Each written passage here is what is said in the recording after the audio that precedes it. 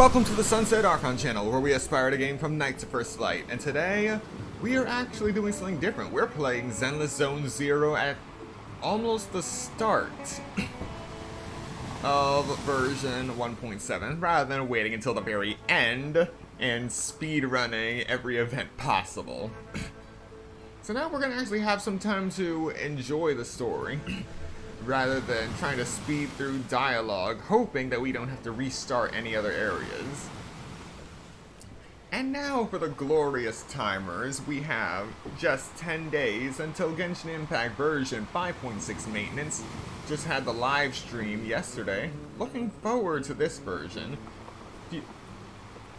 Just a few more days until Guardians of Ozma comes out. Switch 2 comes out in 39 days. Still nothing on Kirby Air Riders, Digimon Story Time Stranger, Metroid Prime 4 Beyond, Dragon Quest 1 and 2 HD 2D Remake, or Pokemon Legends Z-A.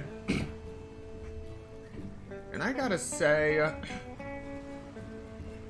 the day of the Switch 2 pre-orders did not disappoint.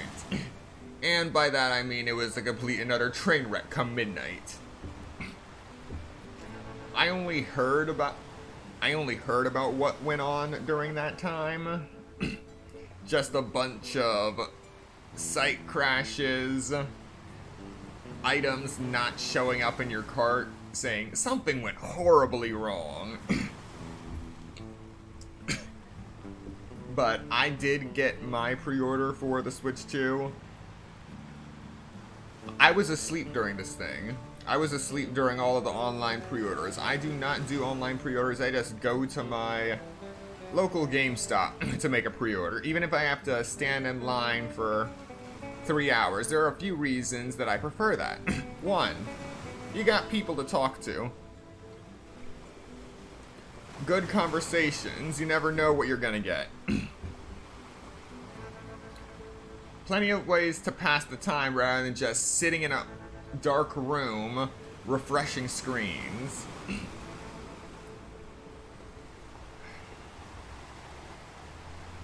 The second reason, it is my firm belief that the internet was not designed to take on quite literally the weight of the world towards one page over the course of less than 30 seconds. This has been proven time and time again. Every single time we have a console release or something extremely popular now, and people are waiting until midnight, as soon as the clock strikes midnight for them to go up online, then you literally have the weight of the world crashing down on that one page, and also the weight of the world crashing down on the checkout lane and the payment processor, all over the course of 30 seconds. Granted, these services,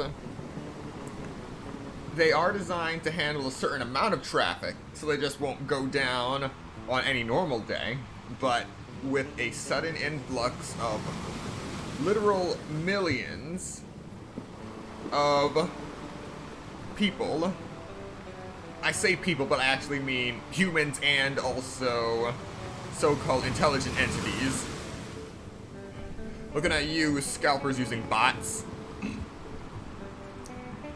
The weight of all of that crashing down onto a payment processor or just an online storefront. It's no wonder things crash. It's not a possibility. It's an inevitability.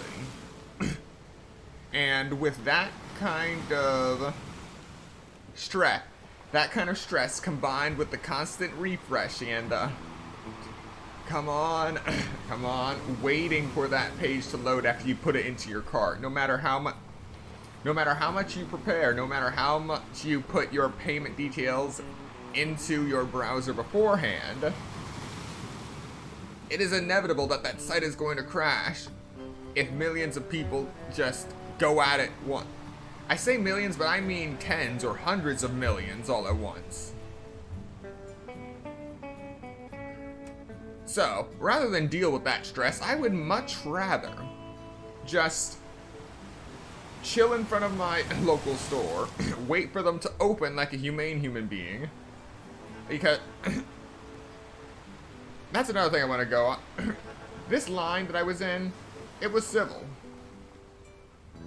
Very, very civil. We got into this conversation about the line for the Switch 2 being more civil than various lines to these Pokemon TCG kiosks. And they were right. It was. We had a civil conversation, kept everything orderly, and went our separate ways once we actually got our pre-orders confirmed. It was a positive experience. The human interaction aspect of waiting for a physical pre-order, in my opinion, is healthier than this online shopping crap that we've been doing for the last decade.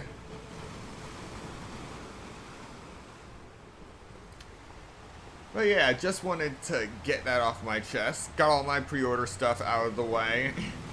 And I'll be ready to go to actually play and evaluate what the Switch 2 has to offer here on the Sunset Archon channel. But without further ado, let us jump right into the game with Zenless Zone Zero. Okay, wonderful. I kept that talk under 8 minutes. Alright, first thing we're gonna do is grab some coffee. How about a cup of joe? A little bitterness can make life's sweetness all the more satisfying. Indeed.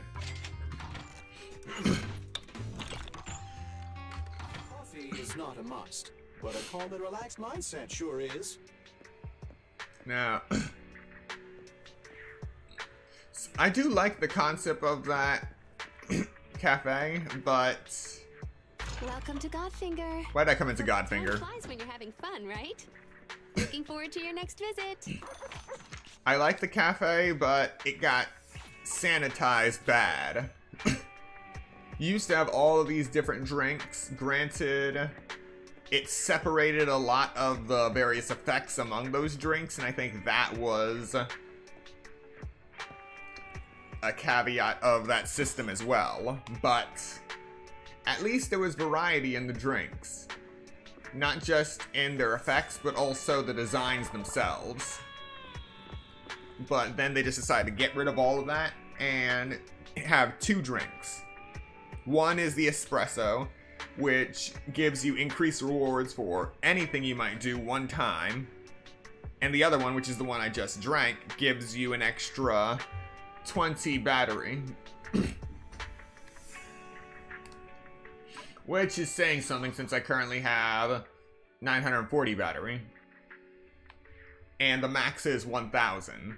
So I can't drink that extra coffee again. I would have to go for the espresso because that also gives you 60 battery on top of the effect for bonus rewards. But anyway, now we've gone from a wide variety of drinks that alternate based on what day it is. I think that was also another point that killed that system. It went from that to just 2. Just 2 coffee types. It honestly feels like the menu is on bypass. But now let's actually jump into the story. Whatever happens, happens.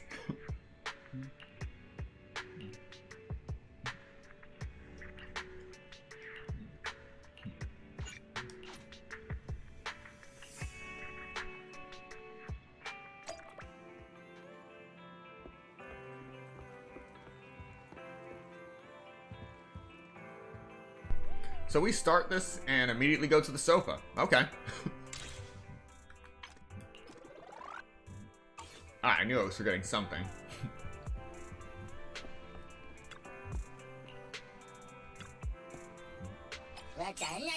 It's not Thursday, it's Saturday.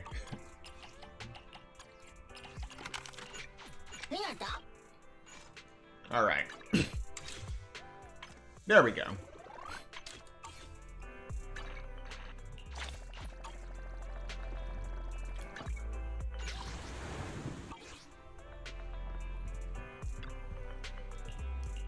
Time to rest.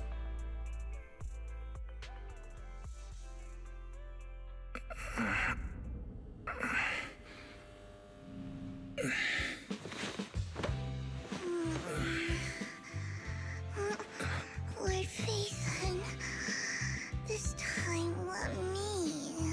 Vivian? Vivian?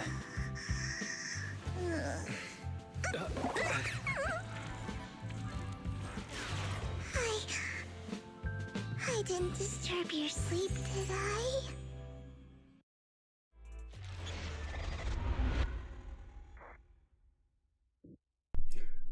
That's one way to begin the chapter. When I got here, the other Lord Phaethon said you were resting on the couch and just let me in.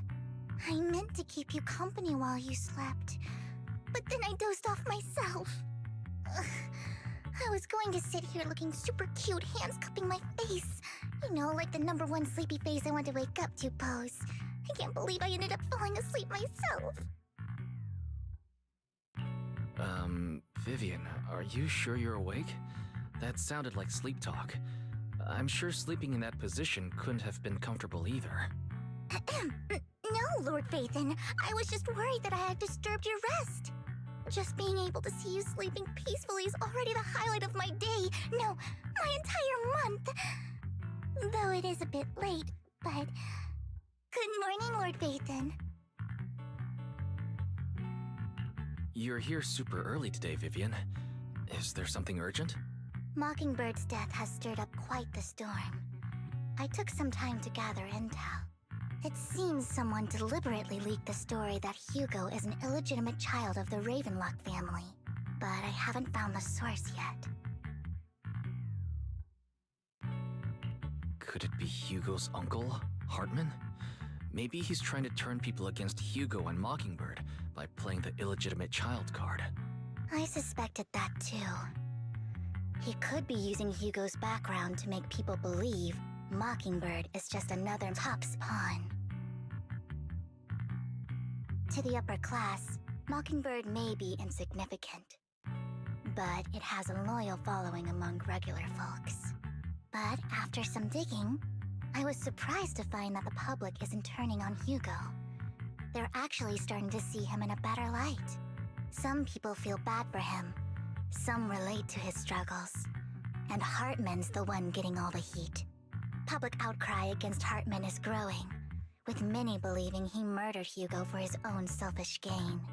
Tops is hosting an industry summit this week, a responsibility usually handled by the Ravenlocks. But my sources tell me another family has taken over this year at the last minute. If I'm not mistaken, Tops is intentionally keeping its distance from the Ravenlock family due to the current public sentiment.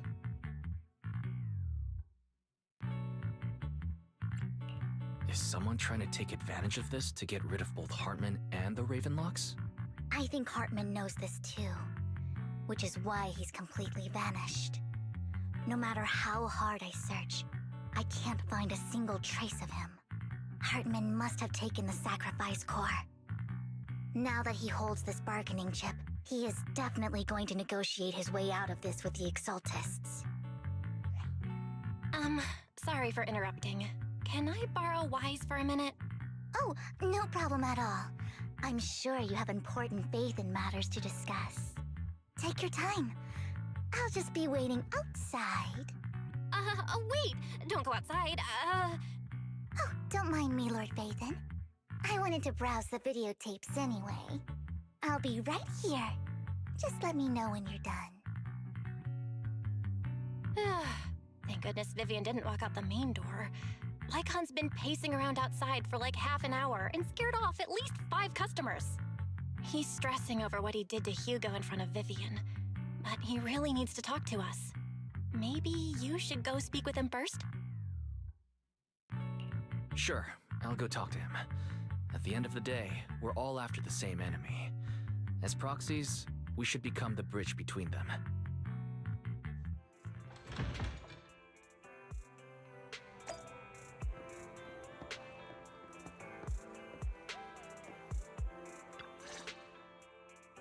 Good morning, Master Proxy.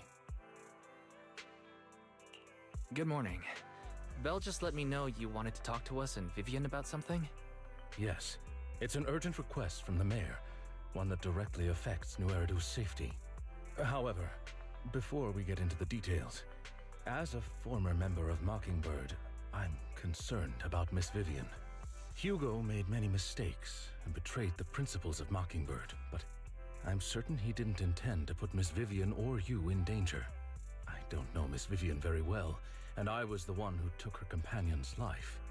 I might not be the right person to comfort her, but I hope she doesn't regret the choices she made or lose faith in the path she chose. Vivian doesn't seem down at all. In fact, she's been actively gathering intel. I think she's handling this with even greater calm than I am. If you're feeling bad about what happened with Hugo, it might be a good idea to talk to Vivian directly. From what I've seen, she's not as fragile as you might think. That's reassuring to hear. I trust your judgment. You've always had a sharp eye for people. Would you mind coming in with me? I'd like to apologize to Miss Vivian in person. Sure, but just to be clear, I'm staying neutral and not picking sides. You both have your own stance on this. As a proxy, I'll do my best to help facilitate honest communication. I respect that. Thank you.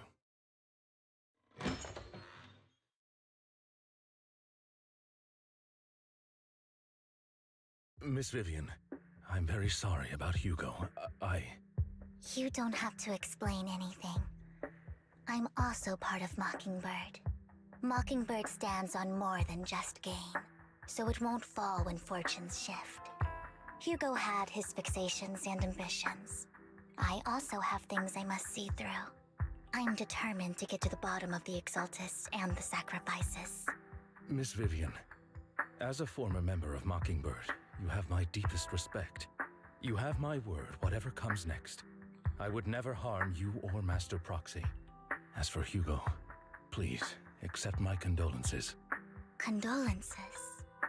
That's not necessary. Mockingbird has plenty of tricks up its sleeves. This isn't the kind of act that ends so easily. Wouldn't you agree? You're right. I'm glad you guys are on the same page, but why do I feel like I'm being left in the dark?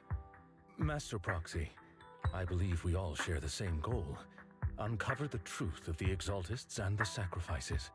The mayor has tasked me with inviting you to take on this mission, and hopes we can work together moving forward.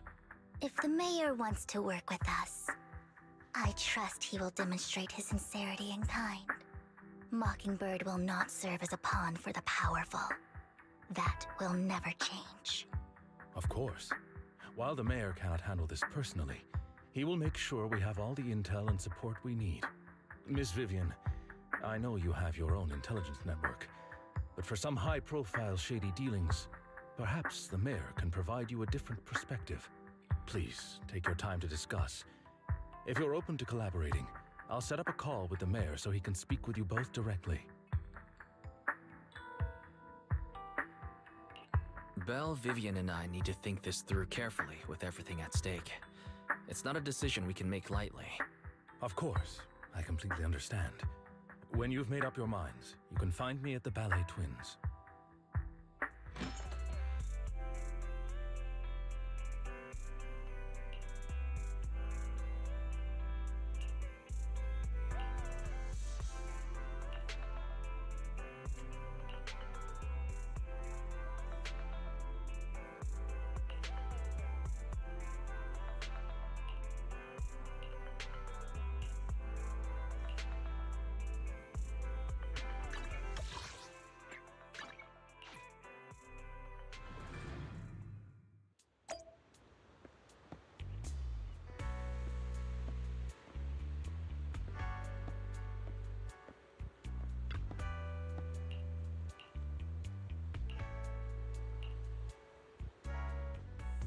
I'll connect the call to the mayor now. My dear friends, I'm glad you're willing to keep working with me. I'm truly sorry about what happened to Mr. Hugo Vlad. I didn't anticipate things would turn out this way. As mayor, I can't fully condone Mockingbird's actions, but personally, I had a lot of respect for Mr. Hugo Vlad. I looked further into Bringer's map. The sacrifices were created by an exaltist named Landon, who was active in Janus Quarter. Mr. Landon passed away in an accident a few years ago. Before he died, he was researching sacrifices and was said to have created a batch of serum that could turn living people into sacrifices. The problem was, the serum wasn't stable, and after his death, the recipe was lost. No one knows what happened to the exaltist in Janus Quarter back then. But it's clear that after the leader died, there haven't been major exaltist activities in the area. Bringer's map marks the locations where the exaltists' most successful attempts at creating sacrifices were. The leader of the exaltists in Janus Quarter died a few years back. They haven't been active since. Could it be that Hartman was just acting on his own? Unfortunately, that's not the case. My sources confirmed that Hartman had been secretly in contact with someone, and they only meet inside the Hollow. Is it possible it's someone from TOPS? TOPS is a huge alliance of corporations. They wouldn't bother getting their hands dirty. Instead, they just sit back and reap the rewards. Everything Hartman is doing is to secure his place in TOPS and strengthen his power within the Ravenlock family. If my guess is correct, Hartman has gotten in touch with the remaining members of the Exaltists that used to follow Landon, helping them create new sacrifices. But what's in it for TOPS? There's no way the Exaltists would just hand over their secrets about sacrifices to Hartman, right? A sacrifice outbreak would throw the city into chaos. And that's when TOPS steps in, taking control of the situation on their terms. The public will see the mayor as incompetent, while TOPS comes off as the real protectors of the city. And when that happens, public trust will shift towards TOPS. And Mr. Mayor, you might find yourself in an unfavorable situation. Still sharp as ever, Miss Vivian. So, what exactly do we stand to gain from partnering with you? Please don't tell me you're doing this out of some noble concern for your citizens. I'm not some hero of justice, and I don't believe in lofty ideals or empty promises. We have a common enemy. While our ideologies may differ, we can work together on this. And as proof of good faith, I may not know exactly where Hartman is, but I can fan the flames over Mockingbird's death and escalate conflicts within the Ravenlock family. So it was you behind the rumors. No wonder I couldn't trace the source of the public outcry. I'm not the one who started the rumors. I just helped them spread faster after they leaked. And I pulled a few strings to make sure the story painted Mr. Hugo Vlad as a heroic figure who was unfairly persecuted. As I said before, I had a lot of respect for him, and I'd be happy to clear his name. Now let me lay out my terms for collaboration. After looking into it, I found that the dormant sacrifice you discovered wasn't the only one. There are more places where sacrifices might be lying dormant. Too many eyes are on me right now, so I can't send my own men to deal with it. I'd like to ask you to retrieve the sacrifices from those locations. I'll make sure to dispose of them once you do, so no one will be able to use them again. On top of that, I've asked a friend to help monitor your physical condition, and maybe even uncover more of your potential. Her research overlaps with your teacher's work. You don't need to worry about her capabilities. She's a Void Hunter rank special investigator. Really? A Void Hunter rank special investigator is going to be assisting us? And she's involved in our teacher's research? That's right. She's heading to Janus Quarter for some business. I wanted to set up a formal meeting, but she declined. She prefers to assess things on her own, and will reach out when the time is right. She'll let you know the details then. So it looks like you both are on board with this commission and ready to help recover the sacrifices? Okay. This affects a lot of ordinary people in New Eridu. We'll do our best. I know you won't let me down. Given our positions, we might not be friends, but we're definitely not enemies. I'll leave the rest to you then. I've got to go. Goodbye.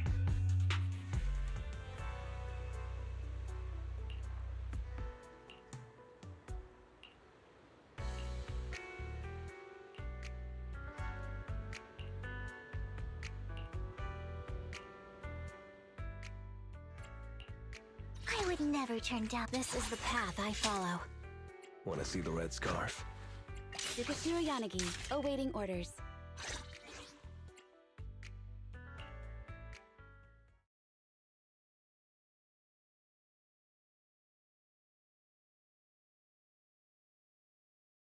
Alright, time for another character tutorial.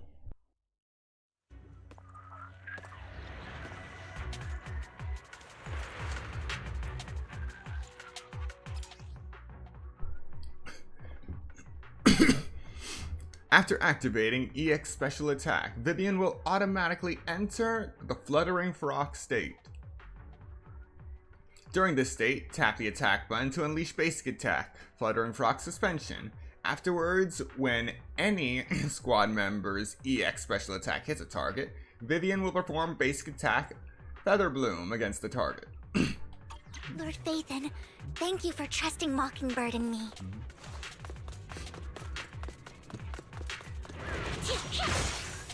Fine. Watch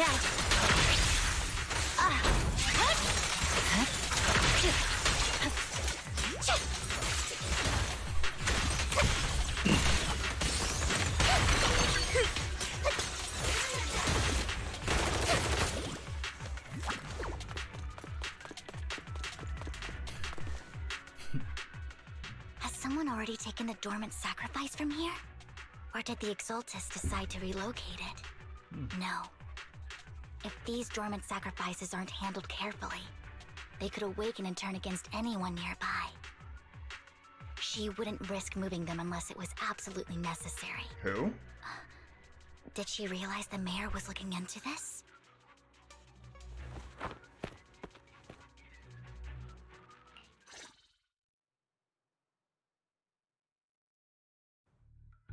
Did Hartman just make up this intel to get a shot working with us at Tops?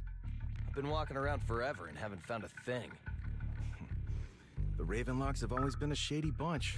No surprise they've gone downhill over the years. I heard they were pretty loaded back in the day. What kind of business did they run? No clue. On the surface, their businesses seemed legit, but who knows what was happening behind the curtain. Probably something with the sacrifices. I mean, how else would he know about the dormant ones left around here for years? And he was so sure that even if those original sacrifices didn't work out, he had a backup plan. Backup plan? What could that be? Well, that's beyond me. I just happened to overhear something while I was next to Mr. Edmund one day. What's Tops planning to do with all these sacrifices, huh? For research? Do you think we'll ever have a normal life in the Hollows? Don't ask questions you shouldn't be asking. All right. There's nothing here anyway. Let's leave the Hollow and report back on what we found. And we'll make it just in time to clock out for the fieldwork shift. Let's get out of here first.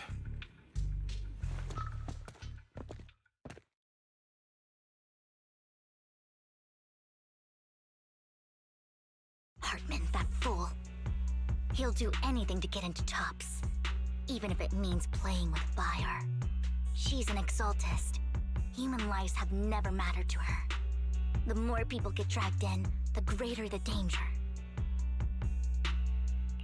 Vivian, you seem a bit frazzled. Who's this she you keep bringing up? I apologize for losing my composure. Please don't mind me. The she I'm referring to is with the Exaltists.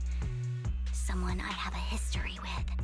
That's why the moment I heard about the sacrifices, I felt compelled to uncover the truth. I never meant to hide anything from you. It's just that, for me, the Exaltists bring back painful memories. And I'm not ready to face them yet. So, Lord Phaethon, please give me a little more time. Once I've gathered my thoughts, I promise I'll tell you everything.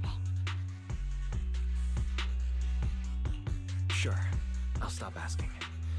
What's more important than an unspoken past is the person standing in front of me now. As for everything else, we can talk about it whenever you're ready to share.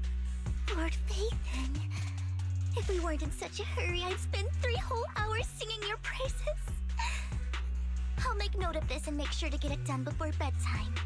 First things first, let's track down those dormant sacrifices. The Exaltists have probably realized someone's after them by now. I wish we knew what Hartman's backup plan is. I just can't shake the feeling that something bad is about to happen.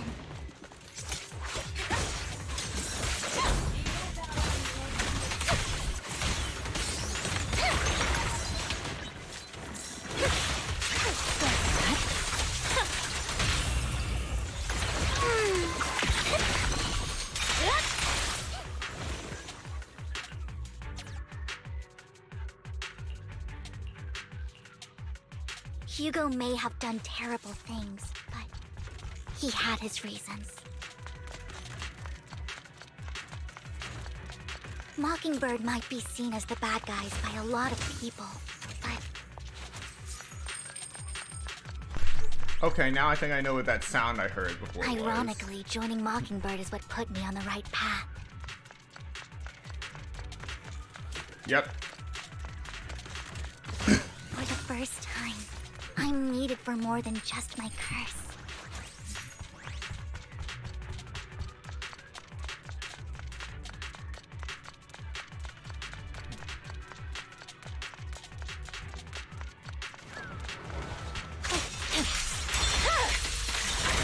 Weakling.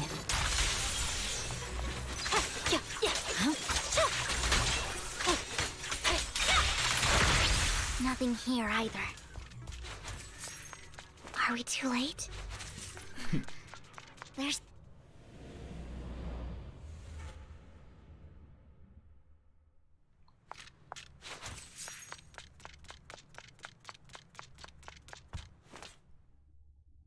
I knew it was you, Vivian. Camille! What are you doing here, sis? Are you destroying the dormant sacrifice? Vivian, don't call me sis. I'm not your sister. Are you trying to stop the Exaltists? I never left the Exaltists. You know what Landon did back then! Lord Landon did it for the Creator. His methods may have been extreme, but they were necessary. Back then, you walked away. You should do the same now. We didn't meet today. Take your friends and leave. What's wrong? Are you being forced into this? I can help you. Help me? Like how you helped her? Vivian, you're crying. You see me, don't you? No, You haven't changed a bit, Vivian. No need to hide your tears. I know exactly what's ahead for me. You've made your choice, and I've made mine. One last piece of advice. Stay out of this. She loathes you. I won't tell her we met today. Don't show yourself around us again. Camille!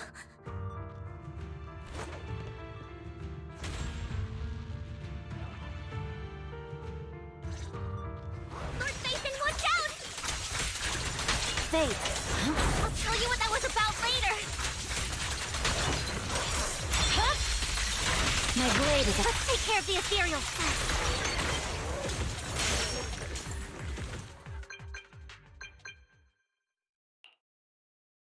You've been gone forever. Did you run into any trouble? We searched the coordinates the mayor provided. Most of them were already empty. No dormant sacrifices. Camille, the Exaltists have been actively destroying the dormant sacrifices. Why would the Exaltists go after the sacrifices? I saw it too, but I can't figure out why the Exaltists would do this. And one of them is someone I once knew. I thought she would leave the Exaltists after Landon's death, but she stayed. Wait, what did I miss? Why do you know so much about the Exaltists, Vivian? When I was a child, I stayed with the Exaltists for a while. Back then, Landon was one of the most respected figures among the Exaltists in this region. A lot happened, and after Landon died, I left. I can't turn a blind eye to the sacrifices. I know all too well how many lives have been lost bringing them into existence. Ever since I learned a sacrifice had appeared in Janus Quarter, I haven't been able to stop worrying. I won't let history repeat itself. That's why I asked Hugo to investigate, starting with the Sacrifice Corps. Vivian. Please stop. I'm not looking for comfort. I'm just recounting the story for you to understand the situation. We've got bigger things to focus on. But when I do need comforting, I'll come straight to you. I hope you'll make time for me, Lord Vathan. Just so you know, I'm not the easiest to console. Absolutely. If you're feeling down, we'll be here for you. Okay. Back to the matter at hand. That conversation between those two TOPS employees back in the Hollow is still bothering me. They said Hartman had a backup plan, and that got me thinking about some news that was quietly swept under the rug. Lately, there have been mining accidents in Ravenlock-controlled areas. Many workers have died. The families were paid off with huge settlements, way more than usual. No protests, no controversy, and the issue was buried. But considering the Ravenlock's financial position, why would they be so generous with payouts? That sounds sketchy. Do you think those accidents were faked? Precisely. I don't think those workers died in mining accidents.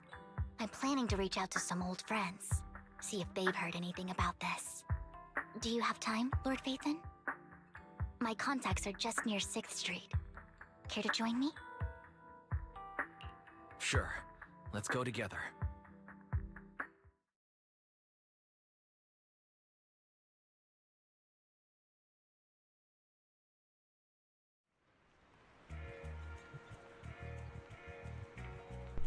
Yeah, again, I really hope I'm wrong about what's going on with this insurance scam.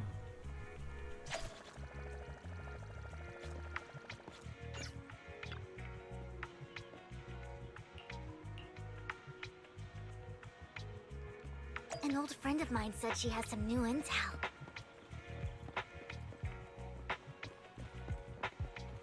She's like a mentor to me. I learned a lot about data scraping on Internet thanks to her. We meet again, Rain.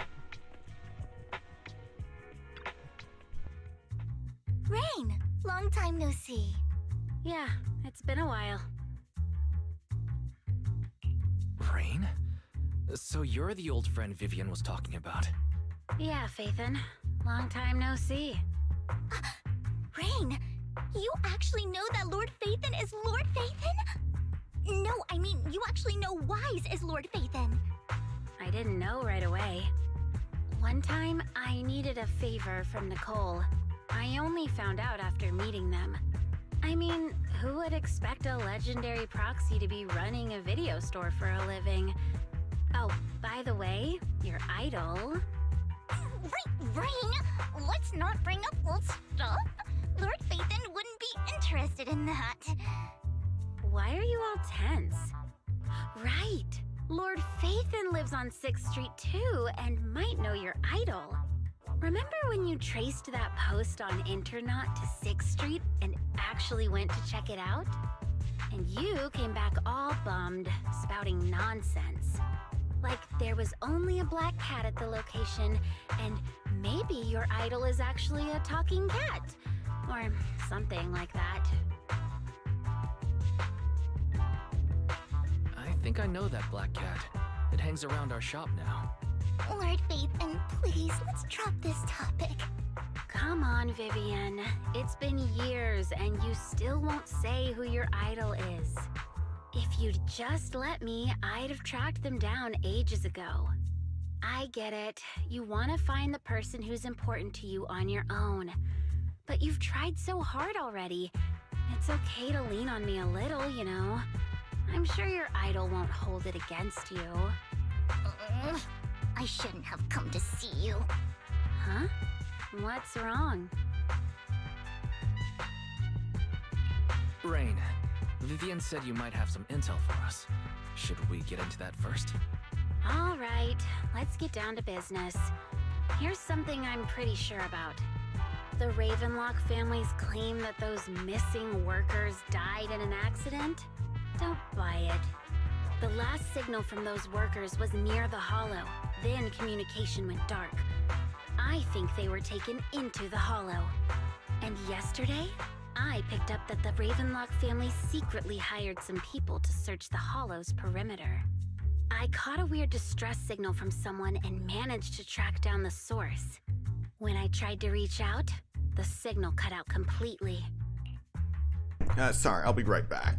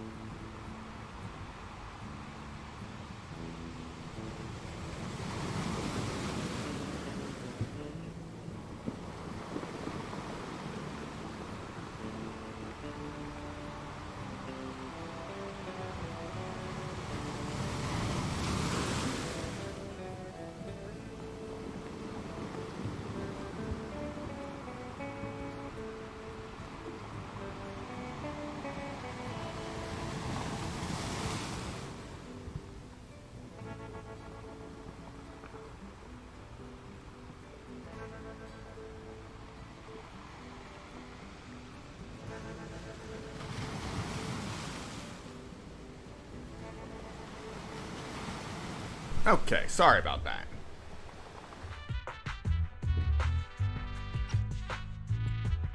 The last trace of the signal was near Lumina Square. Finding someone in real life isn't really my thing, so that's where you come in. Okay, we'll take a look around. You just said this is something you're sure of. Do you have anything you're not so sure of? I dug up some info online, and one thing stood out. A few days ago, there were some creepy sounds coming from an abandoned warehouse by the port. The place was locked up, so no one could see what was happening inside. Not sure if it's related to your search. If you don't find anything useful around here, it might be worth checking out. Well, that's all I have for you. Thank you, Rain. Don't get all emotional on me now. I'm just helping out a friend. This one's on the house. Consider it payback for the favor you did me last time. But if you still want to find your idol, hit me up. I've been curious for what... Alright, don't worry about it. I'll manage it myself. Stop being so nosy, Rain. Nosy?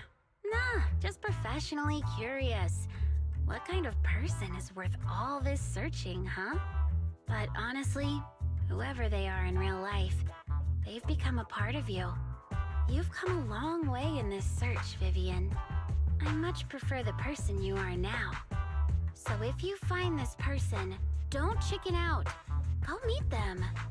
People will appreciate you for who you are. Rain. I might not care about the real world or what it'll be like, but I hope everyone I know can live a good life. I'm counting on you to save the world, guys. All right, I have other business to take care of, so I'll leave the rest to you.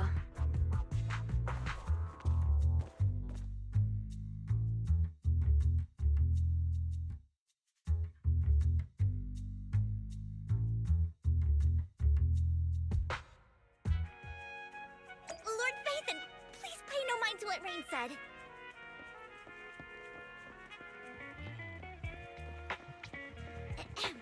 That big guy's up ahead. Let's hurry.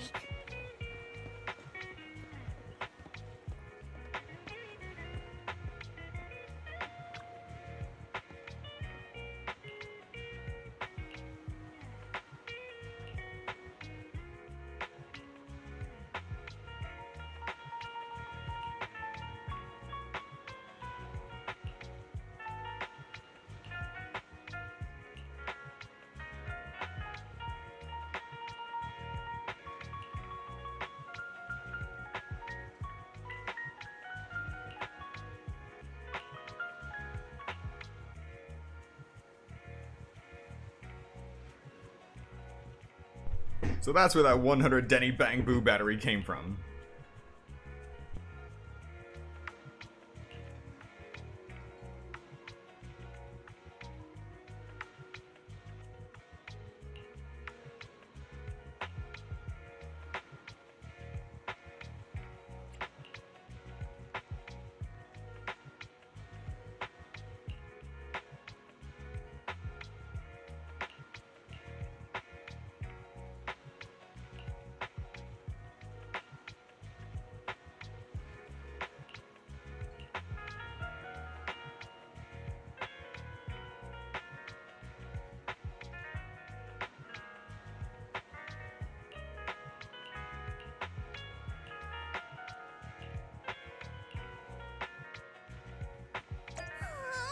One Denny Boo is just too cute, right? I didn't know you helped it too.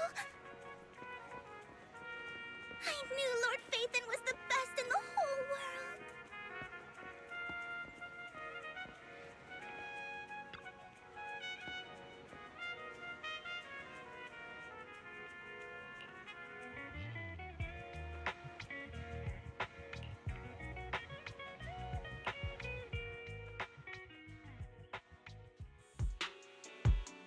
Don't take me back, please. I was wrong. I know I messed up. I don't want your money anymore. Please, no. Calm down. Who are you? I won't say anything. Just let me go. I don't know anything. I swear, I know nothing. We are not PubSec, the HIA, or the Ravenlock family. We won't force you into anything. There's no need to be afraid.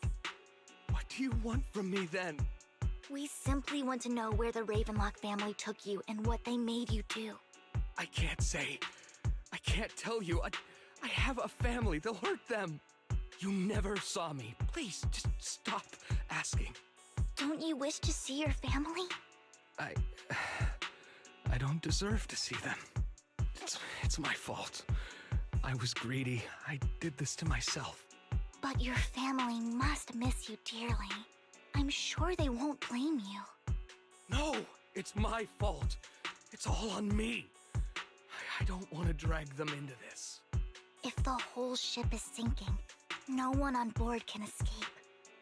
I'm just a nobody. And right now, there's nothing I can do to change anything. If you care about your family and friends, now is your chance to stop the disaster before it's too late. Even a butterfly flapping its wings can send a tsunami surging across the ocean. No one knows how this will turn out. But if you do nothing now, the only thing waiting for you at the end will be regret. We're not here to turn you in, and we won't force you to confront them. You'll be safe with us. I'll help you return to your family. But you must tell us precisely what happened. Hartman offered a huge amount of money, looking for workers to go into the hollow to guard something. The money was way too good. We all kind of figured something wasn't right. I thought it was just smuggling or guarding some kind of illegal ether resources, so I signed up. After we sent in our applications, Hartman's men took us into the Hollow. The first place we went, there was a strange box. When we got there, they handed us some pills, saying they'd improve our aptitude for ether, for us to last longer in the Hollow. But after I took them, everything went fuzzy. Something was definitely off about those pills. When I woke up, I saw my coworkers dead in front of me. And there was blood all over my hands. They said something about me being a good experiment, moved me somewhere else, and locked me up. They wanted to inject me with something. I got scared and didn't know what was gonna happen. But then a blonde guy found me, gave me a carrot, and let me go. So I escaped. I didn't want to kill anyone. I don't know. It wasn't your fault that your coworkers died. You were just a tool in their hands. Do you remember the place they first took you? Do you know what was in that box? I only remember the first place was like a rooftop. I think it was on top of a tall building. What exactly was in that box? I can't remember. I'm not lying. Those pills they gave us, they make you hallucinate. I took just one and my mind felt like it wasn't my own. My memories turned into a blur. I'm telling the truth. I'm not trying to run from my mistakes. I just really can't remember what happened. I know you're not lying. We'll arrange for your protection. You can rest easy and recover, and your family won't be dragged into this. Once this is all over, you will be able to reunite with them.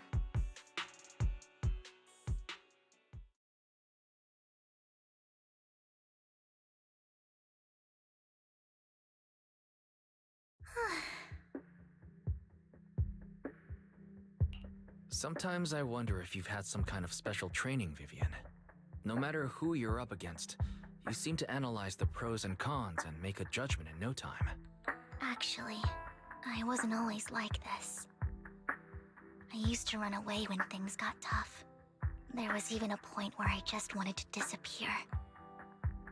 As if my very existence was the source of suffering. I wondered, perhaps leaving it all behind could put an end to the pain.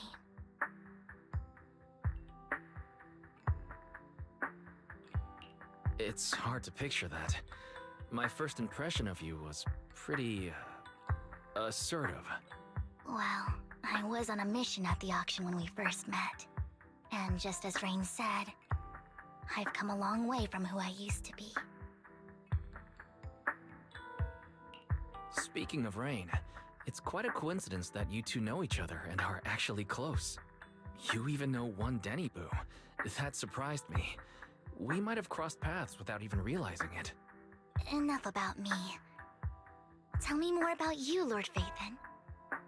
Where have you been? And what have you experienced? Looking back, it feels like I've been through a lot lately. Belle and I even lost our Phaethon account. It's a long story, starting with how the Cunning Hares took something from the Red Fang gang.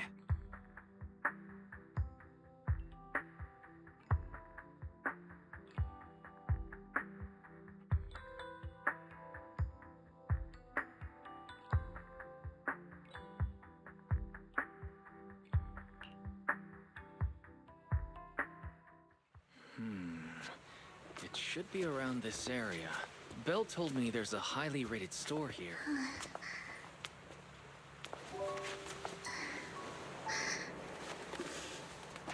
Lord Phaethon! What's wrong?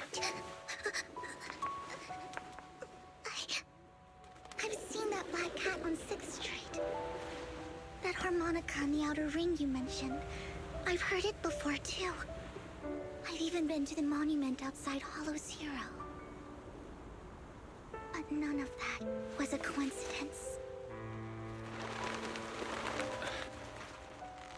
It was me.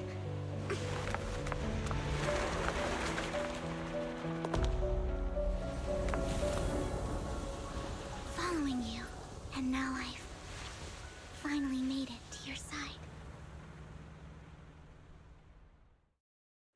Ever since I was little, I had been seen as the bringer of bad fortune. I had traveled to many places and witnessed far too much misfortune. Every tear I shed brought disaster. I've heard too many curses to count. I loathed my tears as much as I despised my own existence. Wherever I stayed, tragedy followed. I had roamed too many places, and each time, it ended the same way. I didn't know where I could go anymore. One night, I stumbled upon a post discussing me.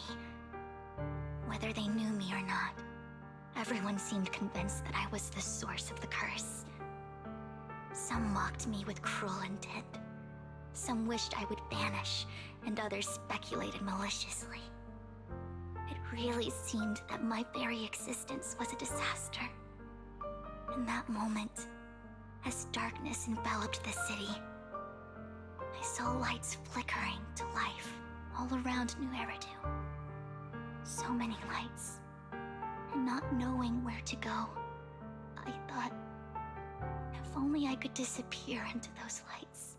I made up my mind, and right then, my phone rang. I decided to take one last look. I wanted to know who left me my final message from this world. It was you, Lord Vathan. Huh? Me? Yes.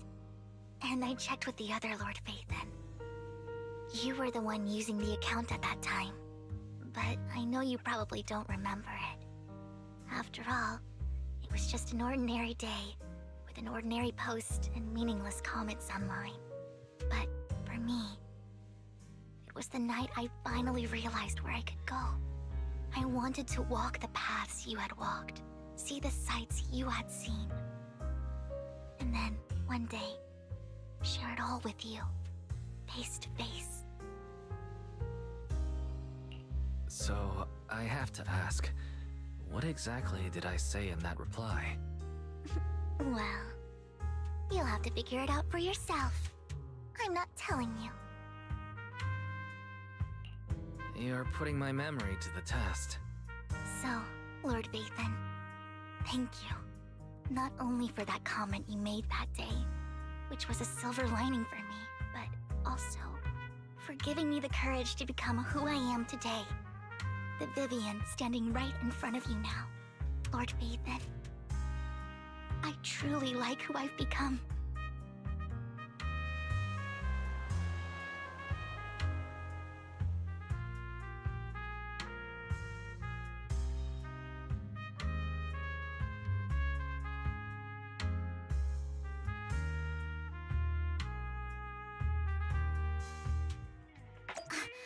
Lycon just sent a message. There's an update. Let's head back to the video store and go over the details together.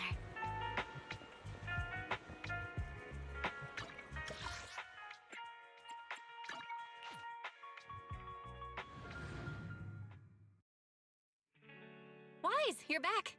Looks like Lycon's tied up with something. He said I should just chill until you're back, and then we can talk online. I'll call him now. Master Proxy, Miss Vivian. The gentleman Rena brought back has stabilized and calmed down now. Based on his account, we've identified where Hartman is hiding the core. He also mentioned that Hartman plans to trade the core with a group of people. We suspect that this group consists of members from the Exaltists. I knew it. Now that we have the location, it would be splendid if we could seize the sacrifice core before they do. Precisely. We hope you can head to the location as soon as possible to secure the sacrifice core. All right, we'll get there right away. I have other matters to attend to, so I'll leave the retrieval of the sacrifice core in your capable hands. The mayor's friend that he mentioned before will also be assisting you this time. The target coordinates have been shared with her, and she'll meet you there. Please ensure your safety, and I wish you all the best.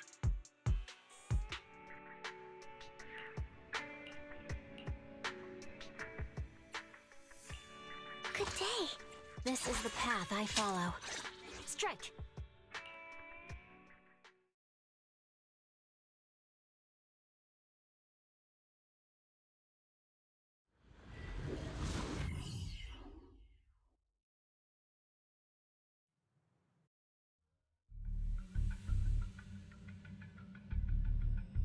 Where's the sacrifice core?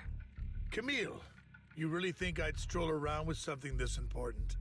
Plus, even though the Ravenlocks and the Exaltus have been working together for ages, I've hardly even met Lady Dina. I'm the one offering the sacrifice core here. I'm curious what Lady Dina's got lined up for me in return? I'm just here to verify that the core you mentioned is real. Once that's sorted, Lady Dina will give you a proper response. Our partnership isn't just talk. We need to be sure you have what we need before moving forward. Sure thing. I'll take you to where I keep the core. Once you verify it's legit, have Lady Dina come over. We'll lay everything on the table face to face. All right, lead the way. It seems Hartman is trying to bargain for more. What a greedy and insatiable man. It's just that... why would they only send Camille for something as important as the sacrifice core? And I can't shake the feeling that Camille doesn't want Hartman and Dina to meet. Why is that? So this Dina they were talking about, is she the leader of the Exaltists? Kind of. Lord Vathan, I really think we should hurry. We must get to where Hartman keeps the core before anyone else does. I've mapped out a shorter route, but there will be ethereals along the way. I'll leave the fighting to you, Vivian. Don't worry, Lord Vathan. You're in capable hands. I'll ensure your safety.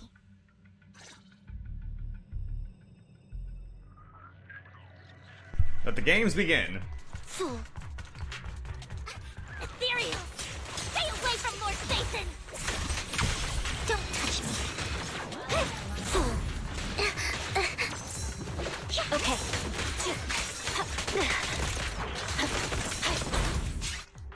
You're done! Weakling.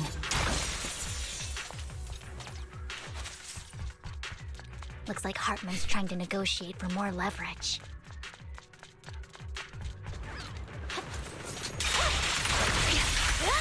Let's get out of here before we're spotted.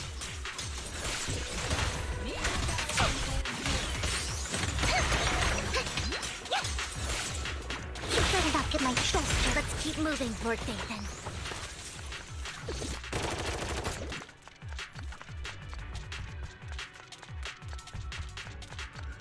Leave the enemies to me, Lord Vathan.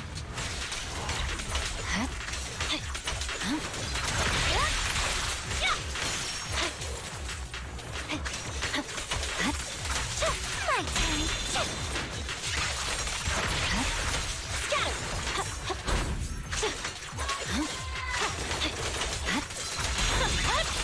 They're still over there. Looks like they're arguing.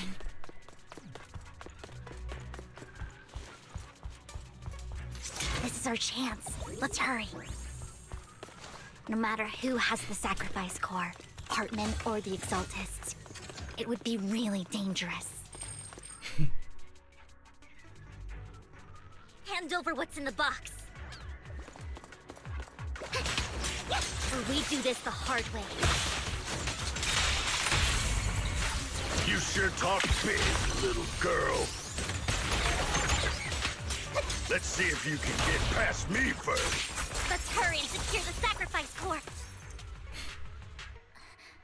Lord Vathan, the box is empty. So Hartman never kept the core here to begin with? How did you even find your way here? Where's the core in the box? What did you do with it? You call this keeping the sacrifice core safe?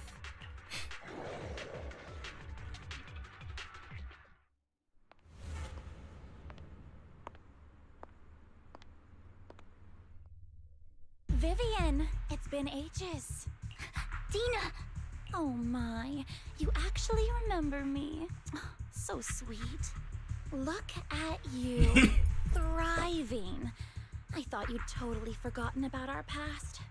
So, tell me, do you ever dream about the people you've killed? Are they crying in your head all night? Back then, I had no idea. You had no idea? While you were soaking up all that love from your daddy and everyone else, you had no idea what was going on? I wasn't... Lady Dina, Miss Vivian didn't actually... Camille, when did I say you could meet up with Hartman today?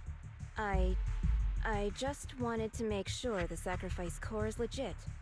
I was worried Hartman might try to pull a fast one on us. Really? So loyal. I thought you'd be more like the old days. Just a few words from Vivian, and you'd be plotting my demise. Just like what you did with Father. I won't, Lady Dina.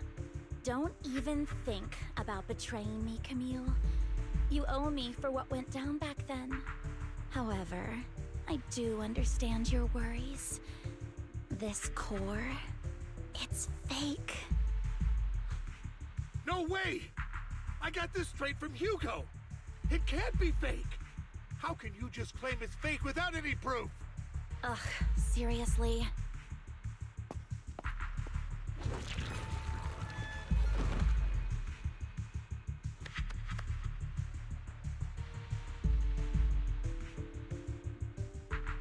The sacrifice core can max out the ether particles within human bodies in no time at all. But look at your little subordinate. How uncouth. He's making noises like some animal. Can you shut him up? So annoying. The masterpiece Father made for the Creator isn't this worthless piece of junk you're holding. So, the real core. Vivian, where do you think the sacrifice core is really at? I don't know. If I knew where the real core was, I'd destroy it without a second thought. Dina, you understand what the sacrifices are. And you know those who were blessed should not have to endure such horrors. Oh, they shouldn't have suffered those horrors. Weren't you the one who decided if they'd be blessed or not? If it weren't for your tears, how would they have encountered such misfortune? How self-righteous, Vivian. Their fates were in your hands. It was you who brought disaster on them. Landon just needed an excuse. He needed someone to blame. Whether I shed tears or not, he'd treat living beings as mere subjects for his sacrifice experiments. Dina, you know all of this. Landon even went so far as to sacrifice you. Shut up, shut up, shut up! Father did it for his great cause. Vivian, why do you always mess everything up for me? Everything! You did it before, and now again! You just had to ruin my plan. I was so close to fulfilling Father's last wish. If you don't give me the sacrifice core, be prepared to become food for the ethereals. I told you I don't have the sacrifice core. Otherwise, I would have destroyed it already. Lord Phaethon, find the right moment to retreat. She can be quite unpredictable when her temper flares. Oh, really? You don't have it? Then I suppose there isn't a reason to keep you alive.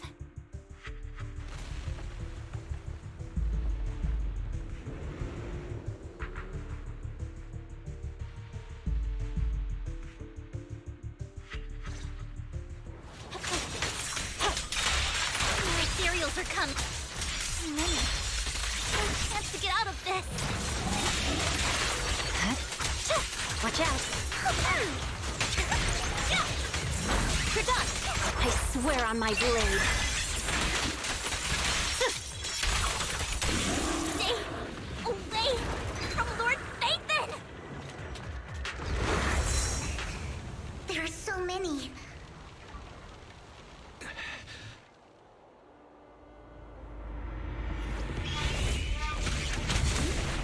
It's ink.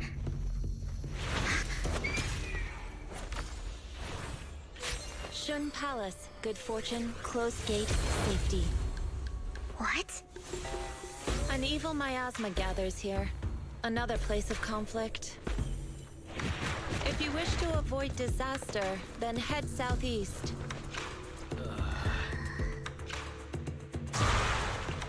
Now! Thank you.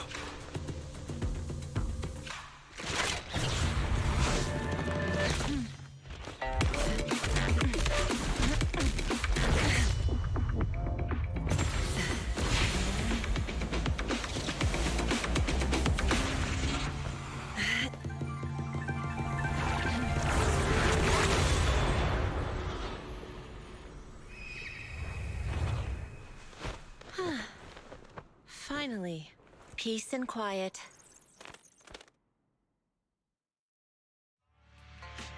You must be wise, right? Mayflower mentioned a special partner might need my help. May I ask, who are you? I'm the 13th generation master of Yunque Summit. You can call me Yishuan. Mayflower passed along your info, and I was curious what kind of person you are, so I came to see. At first, I thought it might be a hassle, but your energy feels really calming. Quite nice, actually. So, you're the investigator the mayor mentioned? Yes. He also asked me to be your temporary teacher and offer you a bit of guidance. Guidance? What does that mean exactly? Unfortunately, this isn't the right time or place to talk. I have some investigation work to catch up on, and it seems you've got quite a lot on your hands, so let's part ways for now. I'll find a good time to visit you soon.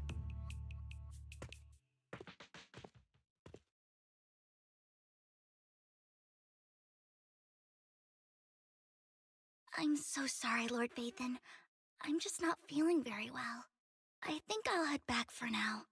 I'll investigate the sacrifice core and reach out once I find something. You don't look so great. Let's get out of here and figure things out later.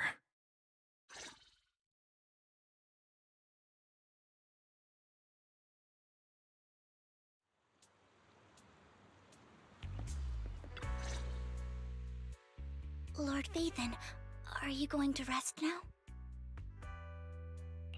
I can head back later, Vivian. You seem a bit off since we left the Hollow. If you want to talk about what's bothering you, I'm here. Sometimes it helps to get it out. I didn't mean to keep my past from you, Lord Vathan. When I was little, people thought I brought misfortune, so no matter where I went, no one wanted me around for long. Then, one day, Landon adopted me and brought me to the Exaltists. There, I met Dina, who was so kind to me, treating me like a dear sister. She told me her father, Landon, was a great man who'd one day make everyone stop fearing the Hollows, so all life could live freely inside and outside of them. Dina helped Landon pick people for the blessing, and everyone in the Exaltists respected her greatly. Those who received the blessing would have a better ether aptitude, allowing them to enter the Hollow freely without fear of sudden disaster. Back then, Dina would chat with me every day, always about the Exaltists and her father. But things between us shifted when Landon asked me to step in for Dina. Landon told me I didn't only bring misfortune, and that if I listened to him, I could actually help people. After that, he'd take me to meet people, and if I shed tears, he'd give them a blessing medicine. Those who got the blessing could dodge calamities. At first, I was ecstatic, thinking I could help others. I shared my joy with Dina, but that was when she started to pull away from me. Was that blessing medicine the same sacrifice serum Bringer had? Yes. To be precise, it was an early version of the sacrifice serum. Landon's medicine wasn't stable. The medicine Landon developed could boost abilities quickly, but also sped up the development of ether corruption. In the end, most people turned into ethereals, and a few became sacrifices, losing all human consciousness. The ethereals were killed while the sacrifices were given to the higher-ups of the Exaltists. The Exaltists wanted the sacrifices to hold human consciousness, so Landon's medicine was seen as a failure, and he gradually lost influence within the Exaltists. One day, I saw Dina, and tears streamed down my face. In a bid to save his reputation, Landon decided to let his own daughter receive the blessing. I had always thought that getting the blessing was a good thing, until I saw terror in Dina's eyes that day. That evening, I broke Landon's rules for the first time and followed him out of the Exaltist's residence. I trailed him to the Hollow, where I witnessed someone who had been blessed becoming corrupted. In the end, that person became an ethereal. Then, without hesitation, Landon killed him. Before Landon returned, I went back to the residence and snuck into his study. And there, I uncovered the truths I just told you. And just a few days later, it was time for Dina to be blessed. I wanted to save her and stop anyone else from getting deceived. So, that day, I told everyone present that Landon should be the one to receive the blessing, not Dina. At first, Landon argued, and no one believed me. But, in front of them all, I looked at him and let my tears fall.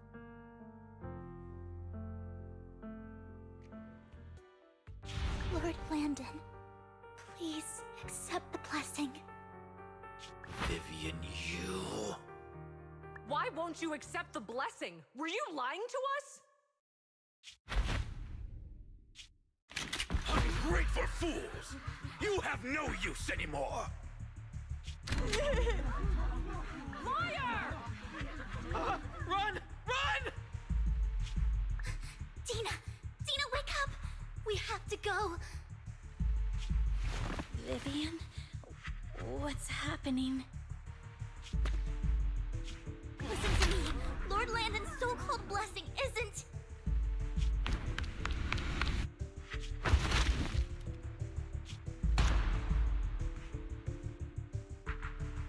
Father!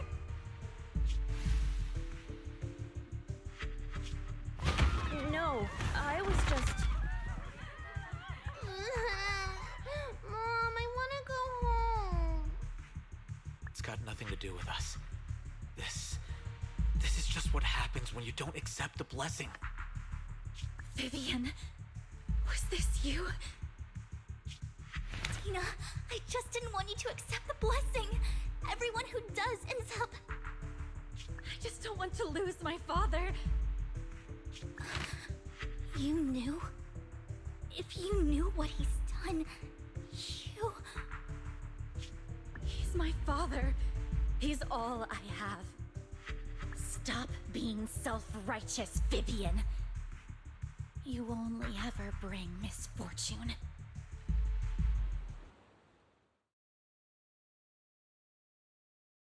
I thought once Landon was gone, Dina would leave the Exaltists. I never expected her to continue his research, or that Camille would stay. Camille lost her entire family in a hollow disaster, so she's always supported the Exaltists.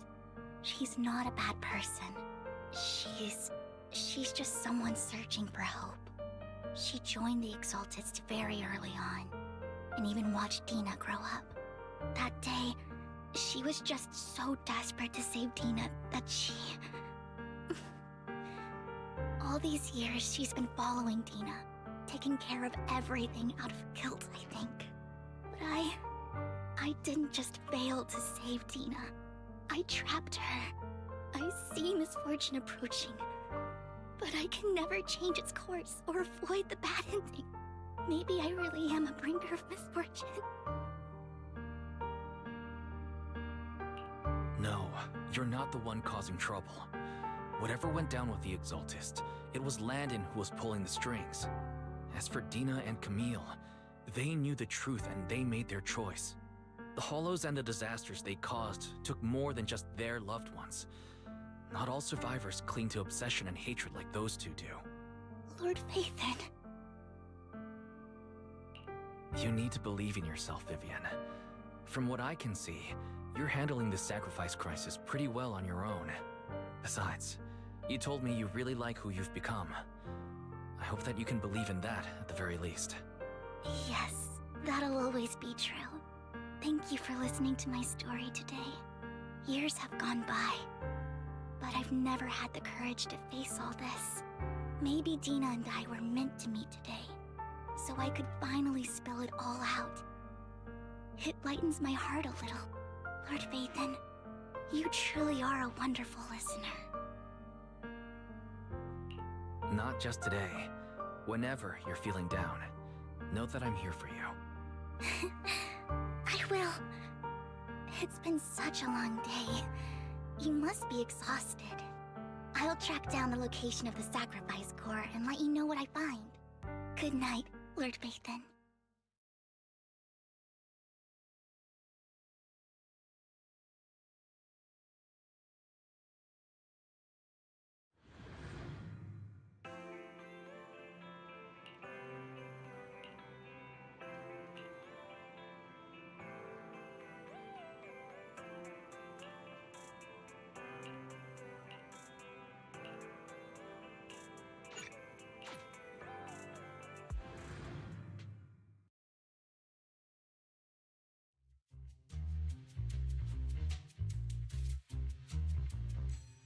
Shawl, I didn't expect you to be working here. Perfect. I was just covering someone's shift. The screening here is super strict, and I was afraid the supervisor would realize I was new and subbing for someone, so I hid in the control room during the supervisor's inspection. So I happened to bump into this guy, a blonde man wearing a hat, and I think he was checking some footage. Then he logged that footage into the tape he brought. Later, I found that part of the footage had been wiped. Blonde, wearing a hat. Could it be Hugo? Do you know him? I think it's him. If it were Hugo... I think I know where he would hide the tape. Thank you, Shaw. You were a big help. Great! You also helped me a lot when I started working. I used to make mistakes all the time. If it weren't for you cleaning up my messes, I would have been fired ages ago. So I'm happy I could help you too. All right, go ahead and do what you need to do. We'll catch up another time.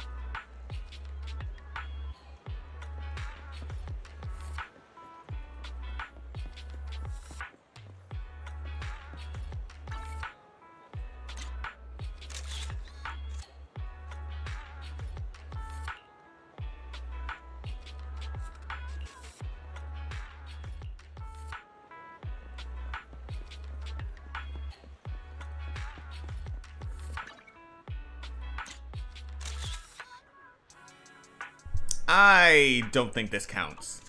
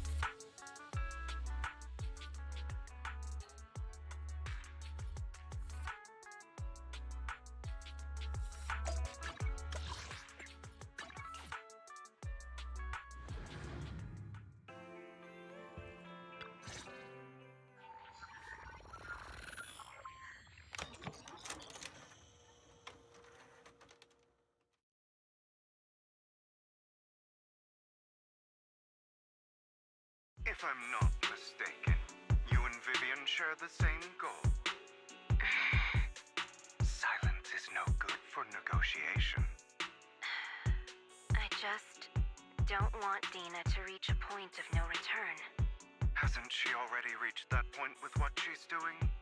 The formula for the Landon serum was lost, but a batch survived, and Dina was able to develop a substance that can be used for mind control.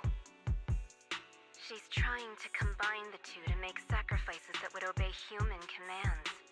If the dormant sacrifice and the remaining Landon serum are destroyed, we can put an end to this. Dina's concoction can't create sacrifices on its own. And the sacrifice core? That belongs to the creator, not her. Although I find Landon's methods despicable, I can't deny that the Exaltists and the creator are leading us in the right direction. I just don't want Dina to spend her life trapped by her father's mistakes. I mean, no offense, but I find your protectiveness rather weird. I will confirm the location of the dormant sacrifice and find the chance to relay the information to you. I do not want any of my people to be going into danger. As for the sacrifice core, I can only guarantee that it will not fall into her hands.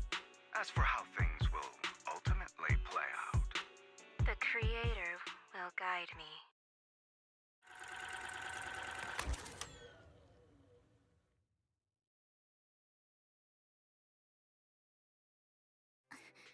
Camille was actually destroying the dormant sacrifice?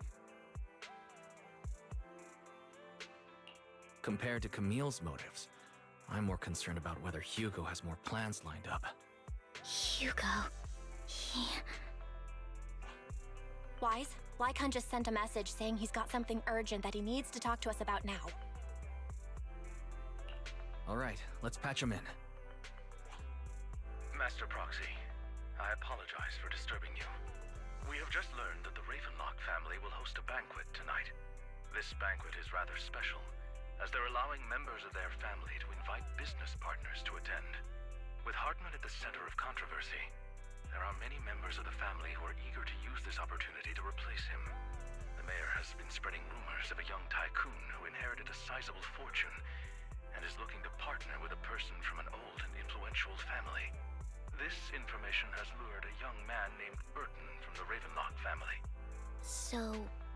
you want me to pose as this tycoon and use Burton to infiltrate the banquet? Correct. And Hartman's study is also located within the venue. I see. Hartman's study might hold valuable information. It seems like there's nothing left for me to do. You can attend as her +1. +1? Lord Phaethon, please go with me! Master Proxy, it seems Miss Vivian requires your presence, so... Yes, just your presence will help me immensely! Sure. If we go together, we'll be able to keep an eye out for each other. I'll accompany Vivian. I'll send you the time and place for the meeting with Burton. If you encounter any danger, please evacuate immediately or contact me for backup.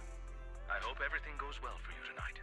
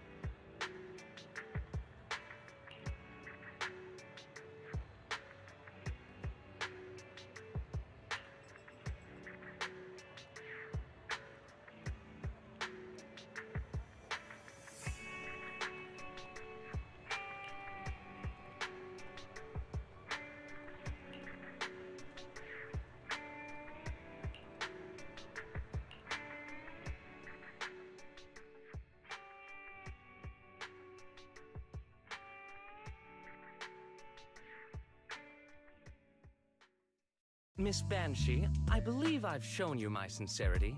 Now how about you? Sincerity? My presence here is a show of sincerity. If we're to work together, Miss Banshee, you should drop your pretentious act. I am well aware of the ways of the Ravenlock family. If I were to come empty-handed, I probably wouldn't even be able to make it out the front door tonight. Since I agreed to come with you, and even brought along my most precious companion, does that not show my deepest sincerity? No need for such an off-color joke. Our door is always open for those coming or going. We both know what's what, so let's cut the small talk. I know far more about how the Ravenlock family made their fortune than most here. I am also well aware of why Hartman, despite such a massive scandal, still remains in power. Oh? Do tell. Exaltists, blessing, sacrifice, Landon. Where would you like me to start? How did you know that? No, who are you? Don't be so tense. If I'm not mistaken, it's about time the banquet began. My companion and I are practically famished. Is this how you treat your guests? By letting them starve? Perhaps when we've had our fill, we'll remember where the sacrifice is hidden. You know where the sacrifice is? So, can we go get something to eat now? And I'm also looking forward to receiving a special dessert from you. We can discuss what you wish to know while we enjoy dessert. Of course. I wouldn't let such an important guest discuss matters on an empty stomach. As for dessert, I will prepare it myself, and I guarantee it will satisfy you. I'll come find you later. I wish you a pleasant evening.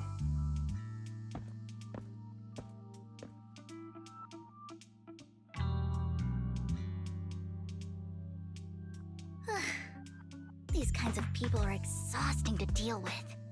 I really don't know how Hugo used to put up with it.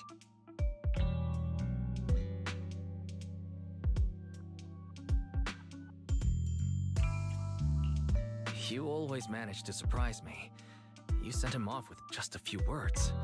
If I were him, I'd think you were a powerful noble lady. It's just some techniques Hugo taught me. Like that dessert I mentioned. It means I want them to offer more if they want to come to an accord. Fortunately, that old fox Hartman is terrified of losing power. He's definitely keeping the destruction of the sacrifice and the fact that the sacrifice core is fake hidden from the other family members. Otherwise, Burden wouldn't have been so willing to raise his offer. Lord Phaethon, let's find Hartman's study when the banquet is at its busiest.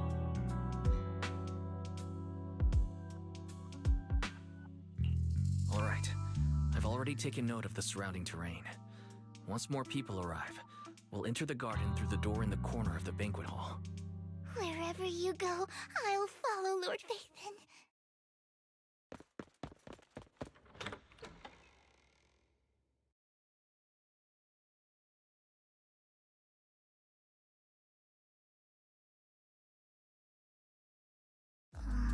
Isn't this going a bit too well? The security outside of the manor is really strict, but maybe it's more lax on the inside? Just in case, though, let's contact Lycon. Right. Having some backup would be safer. Let's check Hartman's recent correspondences for clues. I still have concerns about the sacrifice core. Right. Though the core he gave Dina was fake, Hartman might have left a trick up his sleeve and hid the real one. Then let's split up.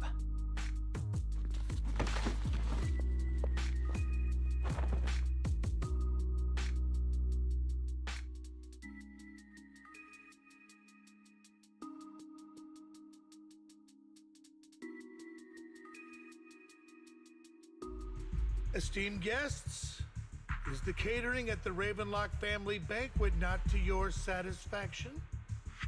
So much so that these two distinguished guests felt the need to come to my humble office to scavenge for food.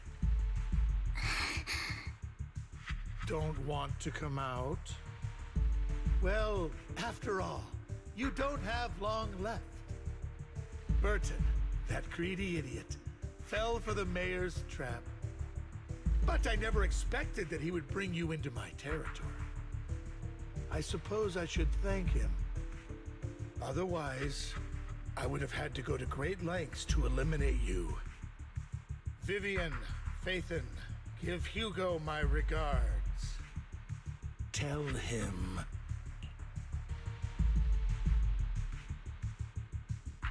I shall be taking the wealth and power of the Ravenlock family for myself.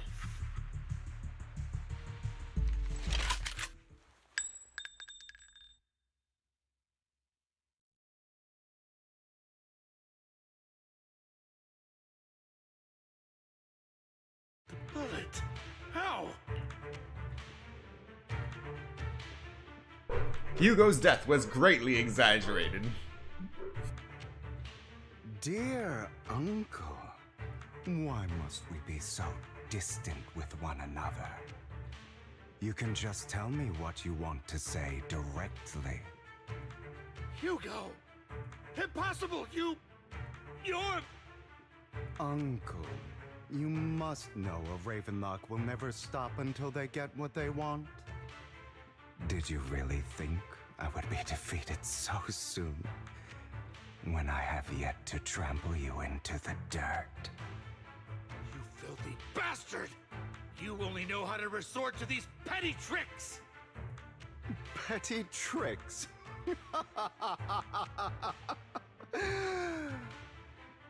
Perhaps you'd like to know what I managed to accomplish using this faked death of mine. My dear uncle.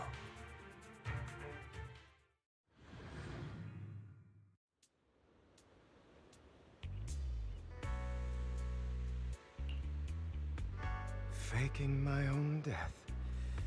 Hope it's all worth the theatrics in the end.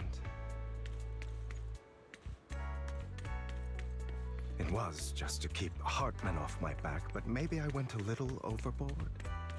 The manager must be pretty shaken up. I should apologize at some point.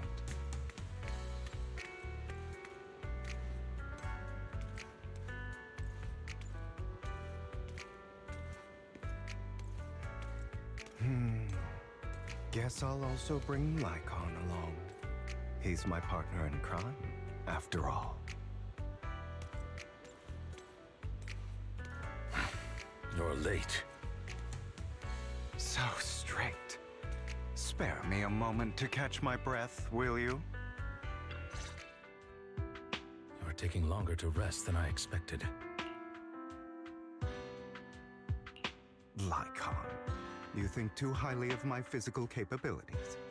Well, thank you for your cooperation. I must say, if nothing else, at least your acting skills have improved. Why do you look so angry? You should be happy. We pulled that off together with flawless teamwork and managed to fool everyone. Drop your foolish facade. I'm glad you still remember the code we set all those years ago. And thank you for ensuring your sleight of hand didn't deteriorate. Oh, right. I should also thank the blood bag hidden in my clothes and our other props. Do you remember when we last used this trick? It was probably ages ago. Sometimes I really don't understand you. Have you never thought about what the consequences would be if I didn't understand your code? If I decided against helping you? Or if I just couldn't control my strength properly? You'd understand it. Of course, if things really did go awry, I had alternative plans. You wouldn't be so arrogant as to think I'd bet everything on you, would you? You're insane. Aw, I'm flattered. So what exactly is the purpose behind all this? Surely after going to such great lengths to erase your own existence, you don't just plan to hide here and reminisce about the past with me. Don't try to brush this off. I've already helped you enact your plan. Tell me the truth. Don't get your tail in a twist. I have more plans that require your assistance, so naturally I would not hide anything from you. Simply put, as things stand, whether as Hugo Vlad or as Mockingbird, I am doomed to die. Seems you've made quite a few enemies. As a member of the Ravenlock family, I negotiated with Edmund and managed to obtain resources from Tops for my future plans. I also confirmed what attitude they held toward your master, the Mayflower family. Meanwhile, I used my identity in Mockingbird to strike a deal with Hartman and gather information on their collaboration with the remnants of the Exaltists. That's where I got my intel on what Bringer left. Oh, by the way, the crime declaration letter that your dear mayor received, that was also sent by yours truly. He's probably figured that out by now, right? Though I'm not sure if he told you. The mayor learned about the sacrifice attacks through his own means, but lacked an opportunity to take action. That warning letter was precisely what he needed. You aren't hopeless yet. How delightful. In short, I'm more well-informed than your lot because I get around, dealing with all these different important figures. But of course, it comes at a cost. It's only fair. After all, you can't hide the smoke from a wildfire. Rather than trying to carefully tame it and risk setting yourself alight, it's better to let it burn free. When I helped you put on your little act, killing you in front of everyone, you left the sacrifice core to Hartman. That was intentional too, then? Oh, yes. And it worked like a charm, didn't it? Now no one cares for me anymore, and all eyes are on Hartman. A perfect situation for keeping the Ravenlock family in check while dealing a cutting blow to the Exaltists behind them. Another crucial point is Vivian and Phaethon. I must sever any ties they have with me or Mockingbird. Although I feel bad for Phaethon about what happened, but it had to be done. That's the only way they would be safe, allowing the plan to continue. I noticed that you never turned your blade toward Master Proxy. So, those words you said back then were also... I will bloody my hands. I will carry the weight of my sins. I will become the Abyss. Obviously, it was all an act. My acting has always been impeccable, as you know.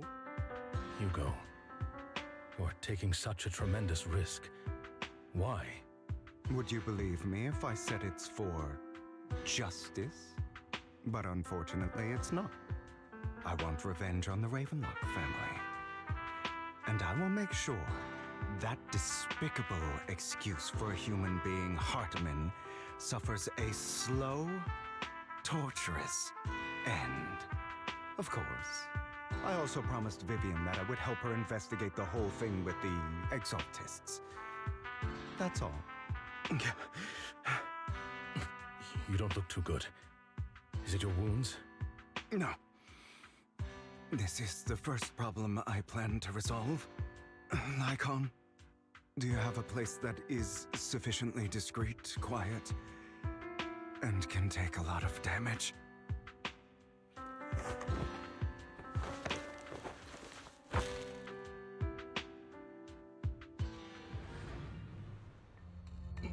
What exactly are you doing? Don't look at me like that. If I didn't have to do this, I wouldn't. Hartman recently obtained a bizarre substance, most likely from those crazy Exaltists. After use, it allows control of the victim's mind, to some extent. You were dosed with it? To be more precise, Lycon, I deliberately allowed Hartman to put this drug in my cup to facilitate our previous collaboration.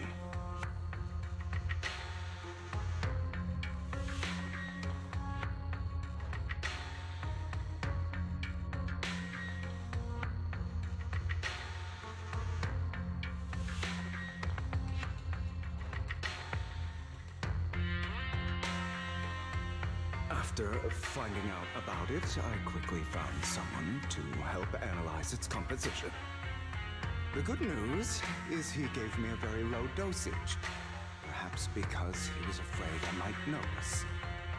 There's a different medication that can delay its onset, preventing me from actually being under his control. I simply need to put on a show in front of my dear uncle. The bad news is that currently there is no antidote. When I delay those effects, however, they will accumulate and erupt when my body reaches its limit. It may even break my mind. And that's exactly what's happening now. I need to endure those accumulated consequences. So, I will lock myself in this room for however long that takes. I've tied my limbs to prevent me from smashing this place or accidentally hurting myself. Anyway, after you leave, do not open this door, no matter what you hear. I recommend seeking professional medical assistance. This is advice I received from a doctor. Or are you saying you don't believe I can make it? So, I come find me here at the scheduled time. All you need to do is smile and await my victory. What if I want to stop you? You know you won't succeed. You never have. And you never will. Well, time is short. Let's begin. I understand. Don't die, you stupid bastard.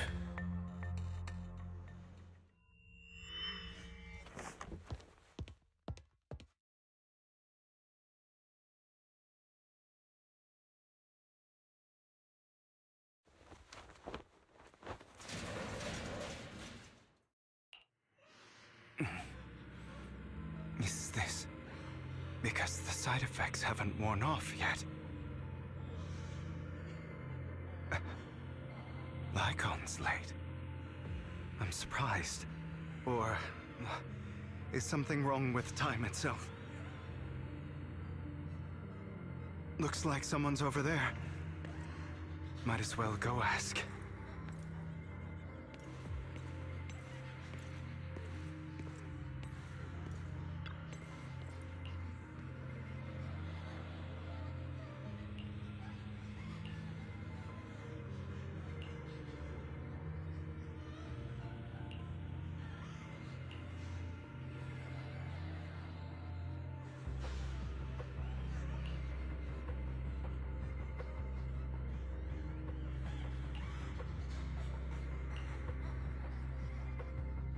It's all your fault. I wish I had never given birth to you!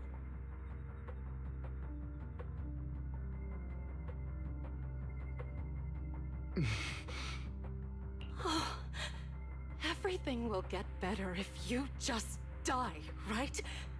If you die, he'll come back. We'll have another, more perfect child. One who will inherit the Ravenlock family bloodline. Then I'll be able to escape this pain. So, Hugo, for the sake of Mommy's happiness, just die, okay?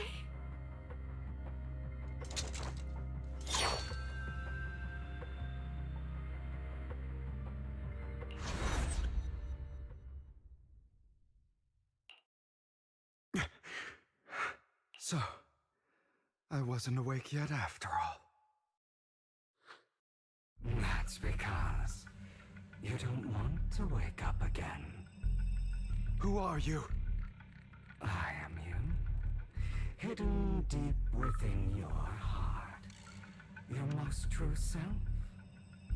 You want to kill her, don't you? Your so-called mother. Every time she tried to gouge out your eyes, when she sold you into that hell, laughing all the while. You wanted to be the one to end her life. Why not admit your hatred? As you are, you can hunt her down and make her pay for the living hell of a childhood she made you suffer. Yes, I hate her. I hate her because she was foolish and shallow, greedy and stupid. I hate her because she doesn't deserve to be a mother. She did everything she could to try and get into the Ravenlock family, believing she could live a life of luxury without having to do anything and never realizing she was a pawn, discarded from the very beginning. So she chose to blame me. Blame me for my heterochromia. Blame me for my very existence. But I won't kill her, because I know it won't change anything. She was incapable of loving me, just as she is incapable of loving herself. Have you been brainwashed by that dog? Keeping up the act of being some magnanimous and forgiving fool? Don't compare us. I've simply come to understand love or hate. I make my own choices, and they have nothing to do with anyone else. She sold you to the Ravenlock family for a huge sum of money. She used that money to start a new life without you. While she was indulging herself, you were going through hell in the Ravenlock Manor. Does it not torment you? Do you not feel the hatred? Do you not want to demand answers? Kill her. Only by killing her can you be truly free. For a long time, I thought the same way. But now, well, I want to make a different choice. Stop lying to yourself. You never had a choice. This weak-minded thinking will only lead you to failure. Like before, you'll be nothing but a worm, trampled into the dirt by those so-called elites. Do you still not get it? This is how the world is, and always has been. Hesitating will be the victim. If you don't grab your knife first, you'll end up being on the other end of the blade. If you want to change anything, you must first become the one who makes the rules. Just like that woman. The only reason she could treat us that way was because we were weak. So listen to me. Find that woman, kill her, and prove to this world your strength. It's what she deserves. Why forgive them? They don't deserve it. I'm not forgiving them. Or rather, I don't care about them. They don't even matter, at least not yet. You know, perhaps the person I hate the most, the one I truly cannot forgive, has never been someone else, but rather my weak, powerless past self who could do nothing but hide inside a closet and cry. I hate myself for having neither the strength nor the courage to resist. I hate myself for begging for so-called familial love, even after being treated so terribly. I hate that despite the pain of my wounds, I still hope to receive the carrot and not the stick. And that means you, correct? So, I forgive you. I forgive myself. You'll regret this, fool. Your pretty words mean nothing. You will ultimately return here to me.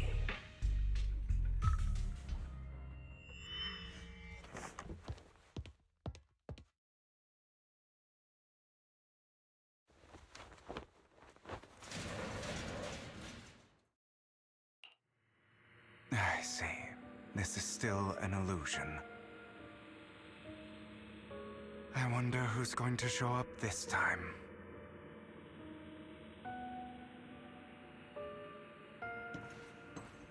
Brother!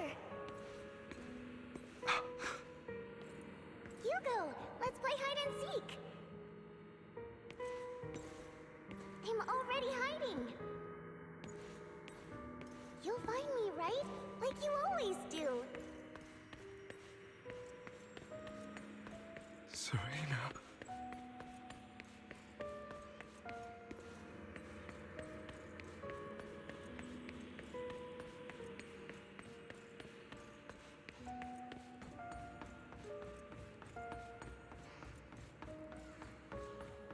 You're looking in the wrong place. I found an even better hiding spot this time. Harder to find than any place you showed me.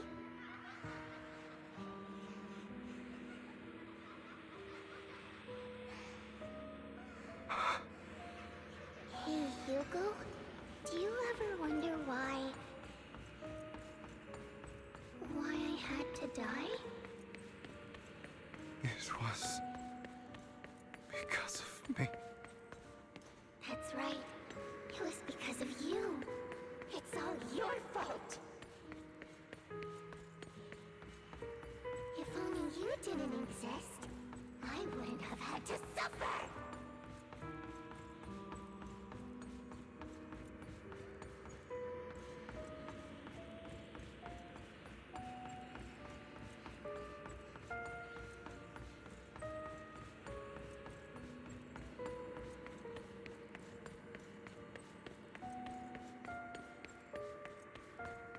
Still looking in the wrong spot. I can't believe you still haven't found me after all this time.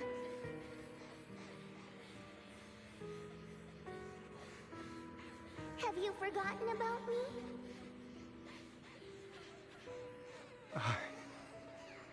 I haven't forgotten. It's okay. I'll forgive you. I'll still be nice to you, just like before.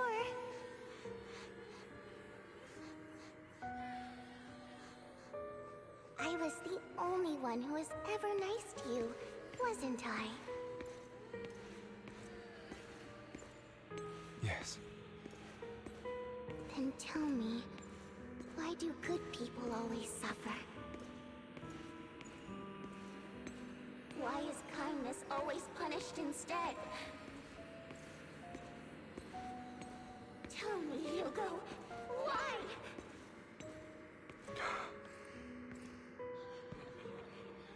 Hugo, are you lost?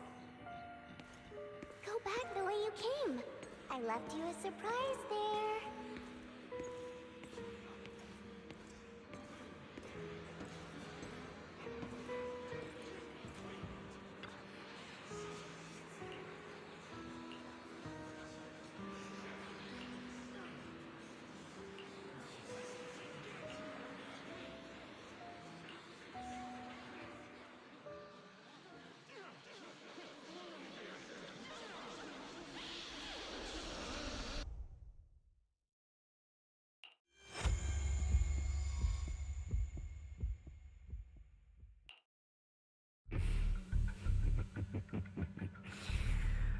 I told you that you would eventually return. We meet again. my friend. I told you, I am you. The side of you that you've always tried to deny existed. Of course. I know.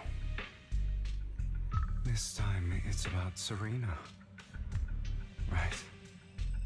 Yes, your half-sister, and the only child in the Ravenlock family who was kind to you.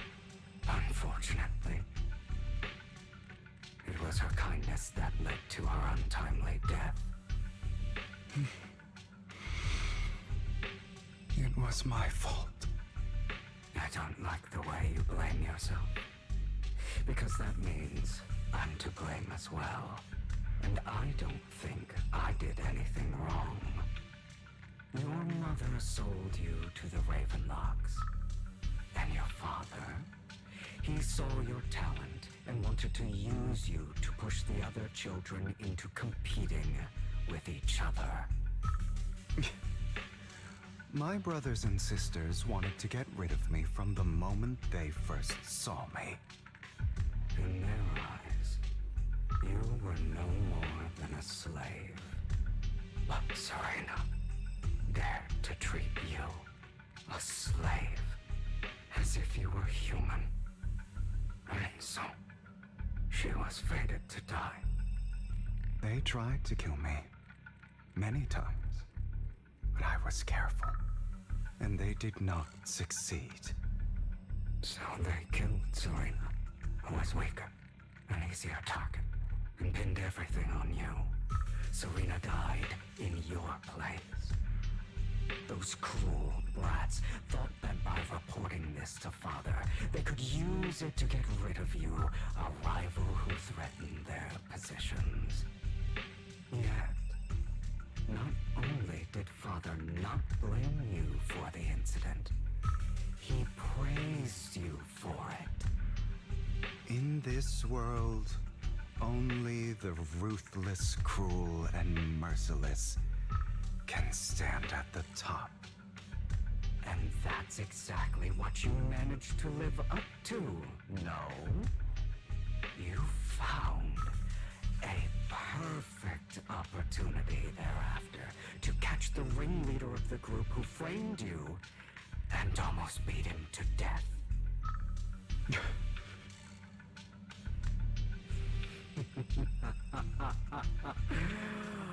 Oh, you should have seen the expression on your face back then. Oh, crazed and manic with utmost delight. I don't remember that.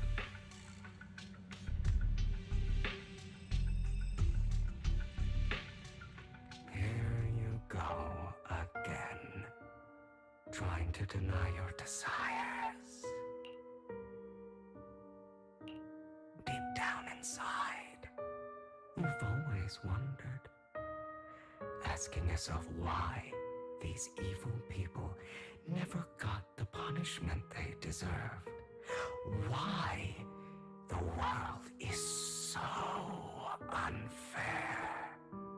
Don't you want to rip them to shreds? Just like that day when you beat that boy's face into the dirt until he was barely recognizable. His disgusting blood staining your fists. Recall your exhilaration, your cathartic release of rage, that outpour of hatred. That victory belongs to you. You deserve it. Those brothers and sisters of mine are all dead. I cannot take revenge against the long deceased. They died by Hartman's hand, dying in the power struggle to become the Ravenlock family's heir, rather than by our scythe. Boring. Boring? I find it hilariously ironic. Children who would murder their own kin for scraps of power, dead at the hand of their uncle who followed their example. Is that not karma? Power struggles pitting kin against each other, betrayal, suspicion, and hatred between people of the same blood. It's like a curse written into the Ravenlock family's genes. Laughably stupid. Don't forget, my dear, that the same blood flows through your veins.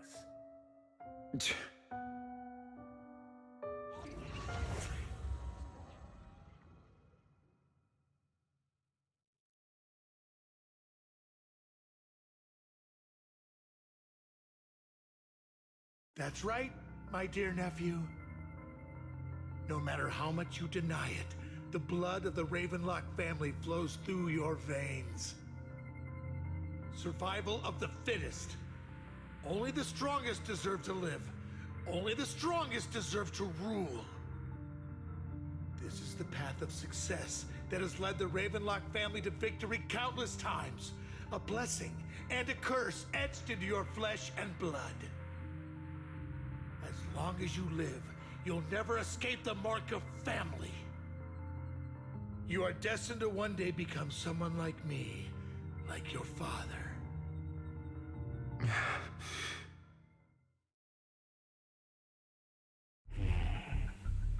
Is that fear I sense? I can see you trembling.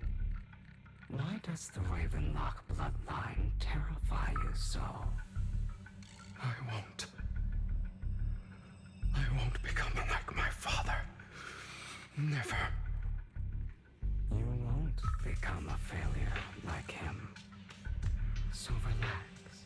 Our power eclipses him, and so does our ambition. So, do not deny your own desires. Do not resist your own ambition. This is the talent you were born with.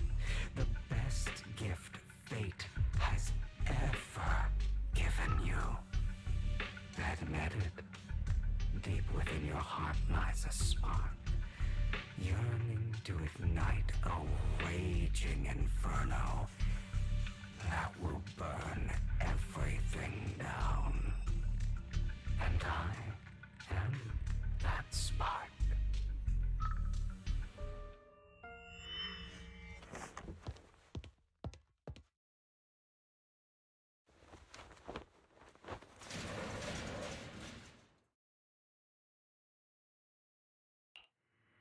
Lygon. Never thought I'd be this genuinely thankful to see you. How many times are we gonna do this loop? Seeing you means this never-ending nightmare is finally over, right?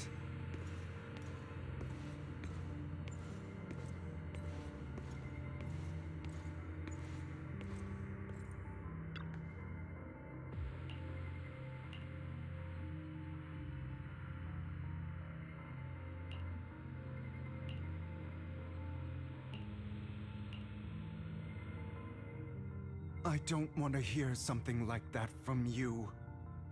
You have no idea what that man, my father, is really like. A person who stops at nothing for their own interests and ambitions. Just like what you're doing right now. And what do you think I'm doing this for? All of this was part of your plan. You knew where the Ravenlock family was going to be, so you set Mockingbird's target there. To seek revenge, you plotted to assassinate your own father, but he was too vigilant, and you failed. After almost being assassinated, your father was furious and locked everyone in the hall, but was unable to find the assassin. And what a coincidence that a hollow disaster just occurred in the vicinity. So he used it to eliminate all the unfamiliar faces there, turning them into victims of the Hollow, an easy feat for the Ravenlock family. So, the one who killed innocents was my father, not me. You knew what choice an extremist like him would make, and you used the chaos to once again attempt an assassination.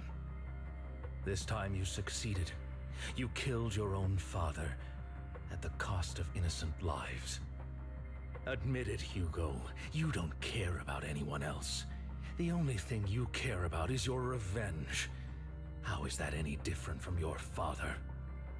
Enough. I'm tired. I may hate him for betraying me, but he wouldn't say something like that. What? You aren't Lycon. You're the other me, hidden deep within my heart.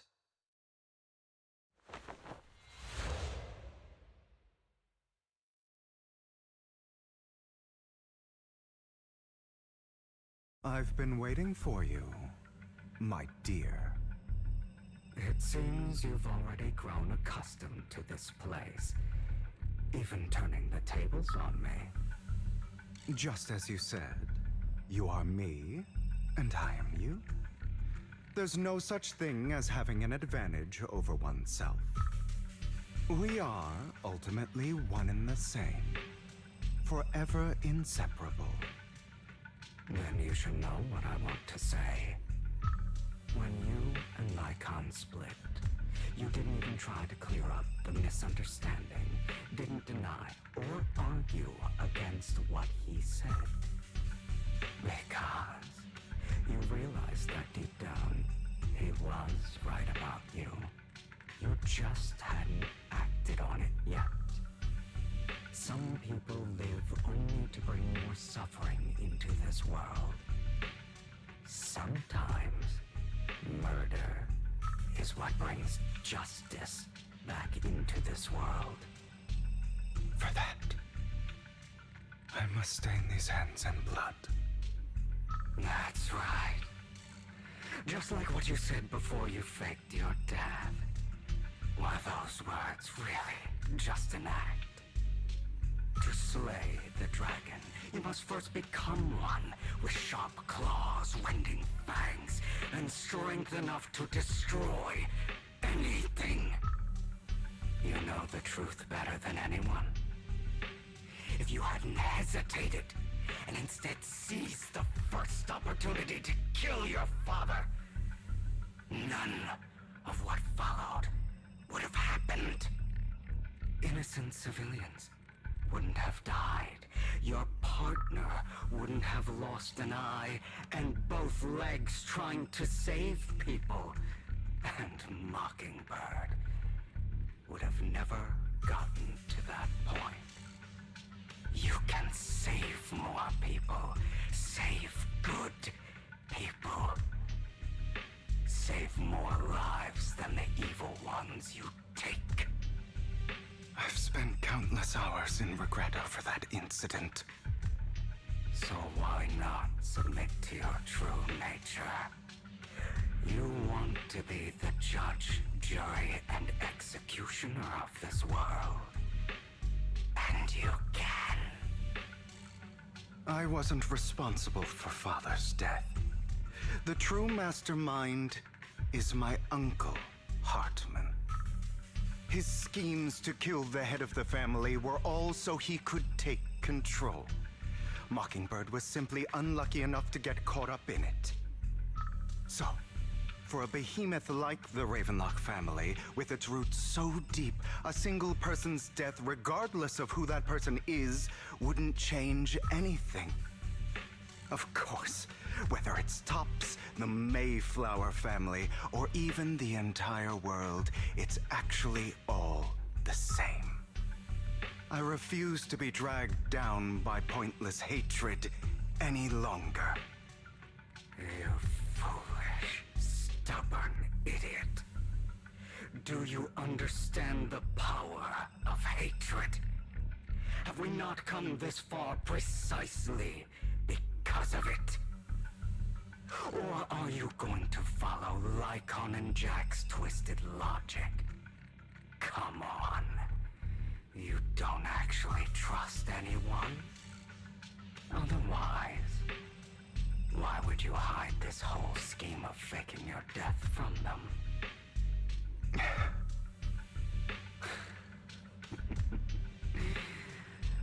You've built an impenetrable wall around your heart, keeping everyone out.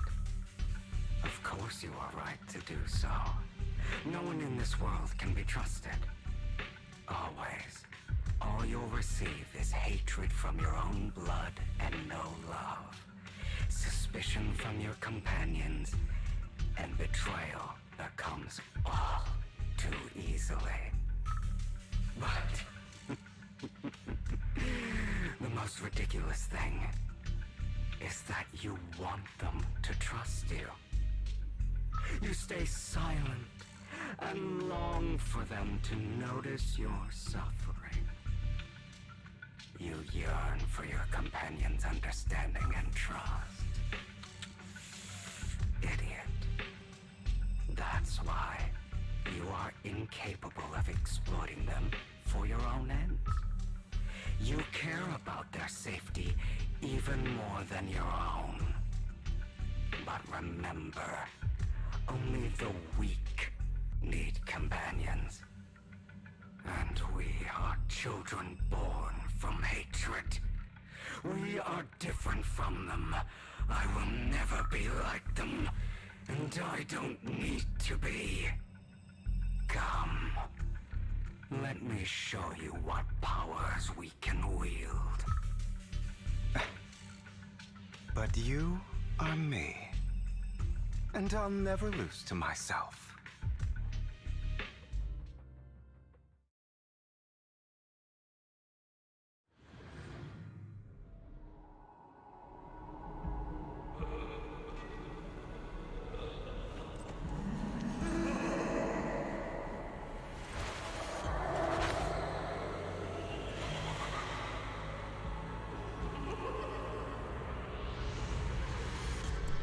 Okay, I guess we're doing this.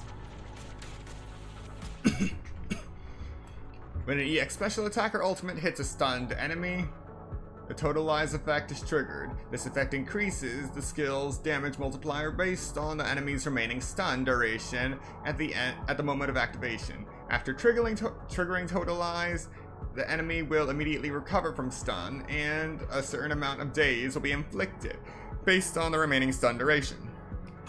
Think about all the injustice you've suffered. If you choose to forgive, you'll betray yourself. You know that. Letting you consume me would be the real betrayal to myself.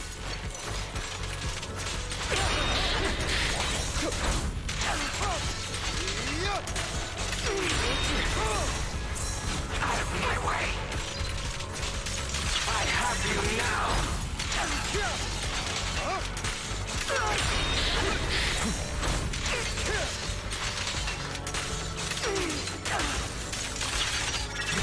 You're just afraid to admit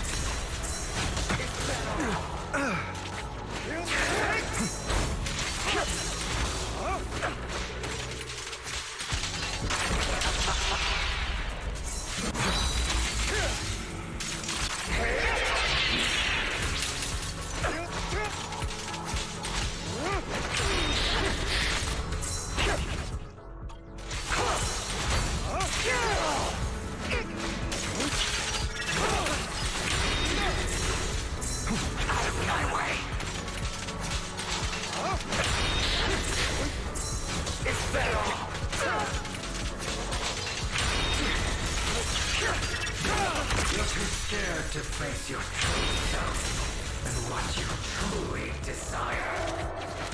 Fun, are we?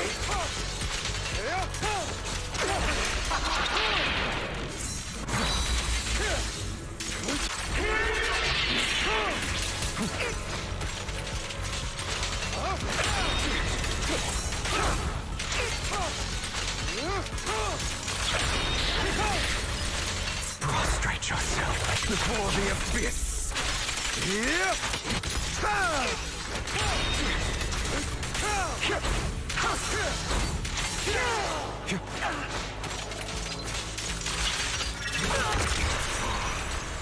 Are you trying to kill me? You think you can just get rid of me? Without me, you are nothing. For what it's worth, thank you. Don't be afraid. You and I are inseparable. You're part of me, just as I am part of you.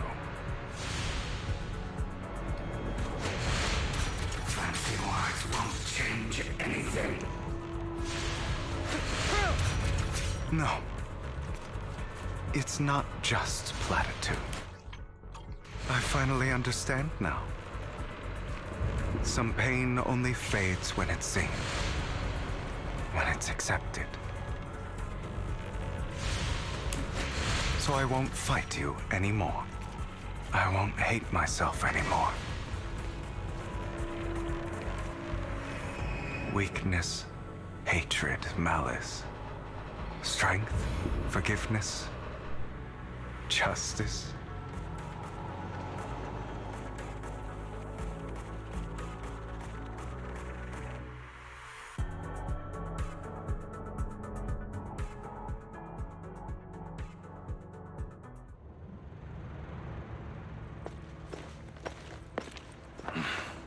Hugo, it's time.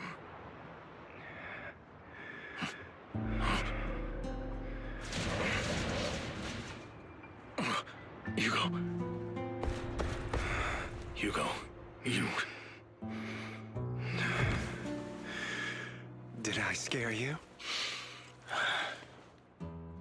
I made it through. I won. No praise for me, my dearest partner.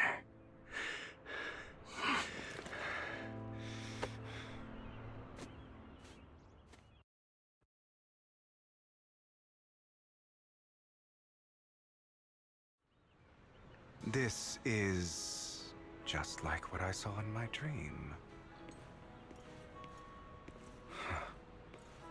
I guess there are still some lingering side effects.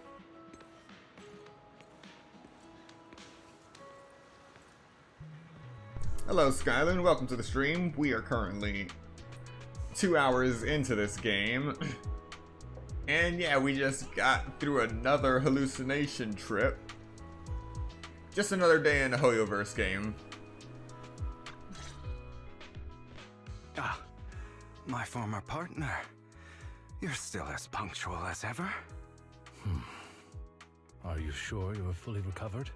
How about we fight? And I'll show you how recovered I am. I refuse to fight someone who is in need of medical attention.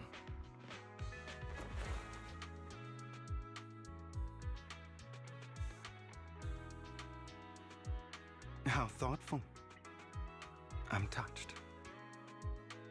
Or perhaps is this simply part of Victoria Housekeeping's professional care? I'd rather you not starve to death.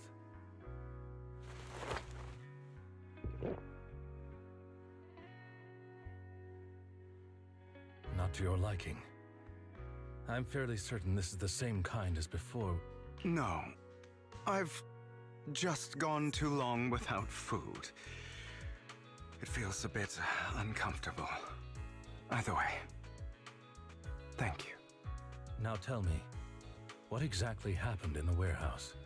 Just going a bit crazy from... you know what? Were you expecting anything else? But I did have a very long dream. A dream about many things from the past. If I had to put it into words, it would be like giving myself psychological therapy. You seem like you could benefit from some too. How about it? Want to book a session with me? Trust me, I'm a pro. Seems you really have recovered. Well, of course. I'm feeling pretty great right now. Like I could argue with you all day on every petty detail of who exactly was in the wrong back then.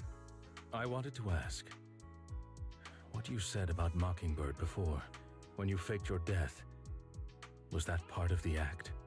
Oh, you mean the part about how Mockingbird has never really changed anything or saved anyone. I didn't expect you to still be so hung up on this. Interesting. After all, it was you who chose to betray Mockingbird. To betray me. Just as I said before, I never considered Mockingbird a failure. Perhaps Mockingbird deviated from its origins, but it has its value.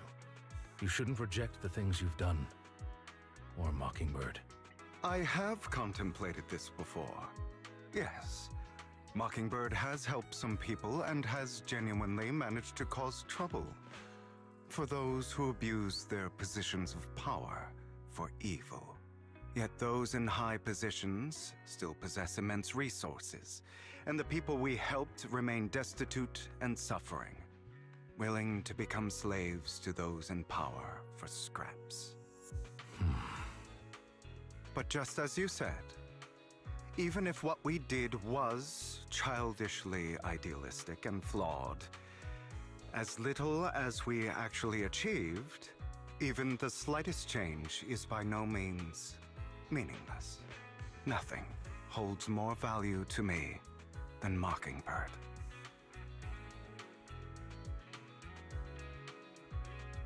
All right, let's catch up later.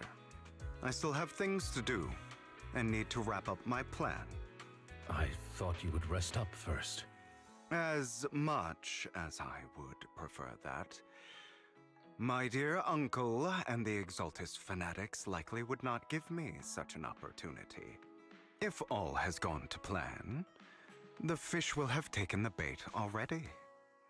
And if everything goes very well, I'll soon have solid evidence of the Ravenlock family's crimes. Well then, thank you for your assistance, former partner. Let's part ways here. I'll go with you. Lycon, surely you don't think that because I just recovered, I'm too weak to deal with those useless fools. Hartman's actions will disturb the safety of New Eridu. As I serve the mayor, I should intervene. Very well, whatever. Let's go. And don't slow me down.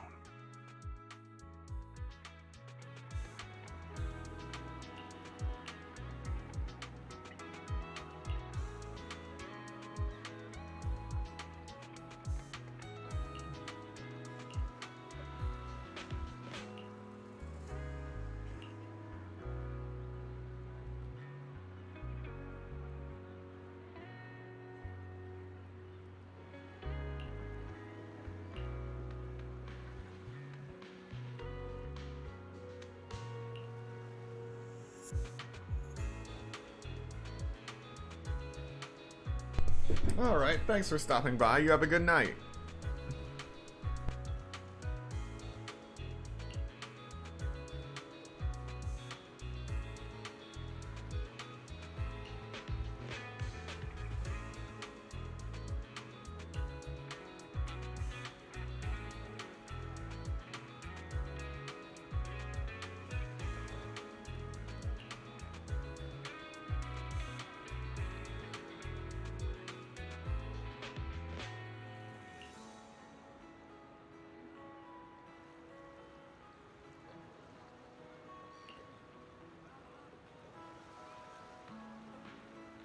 So all of this was just an elaborate plan by Hugo.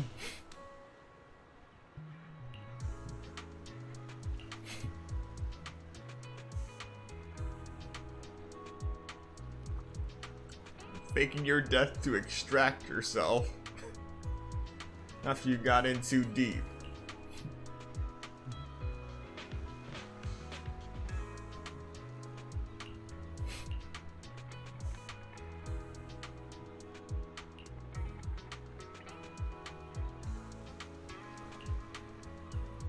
Teamed up with the mayor.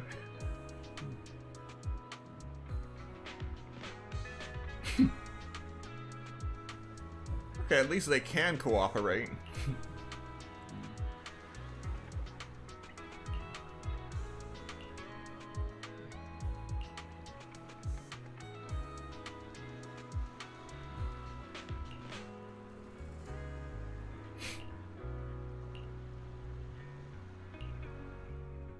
Alright, let's get started.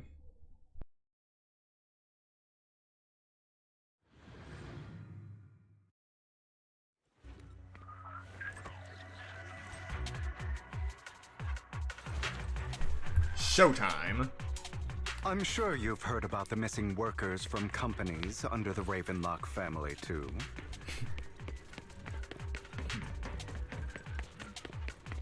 Those are Ravenlock's men.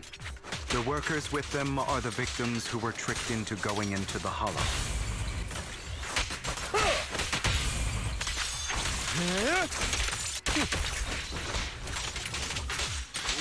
Come on, let's get them out of here.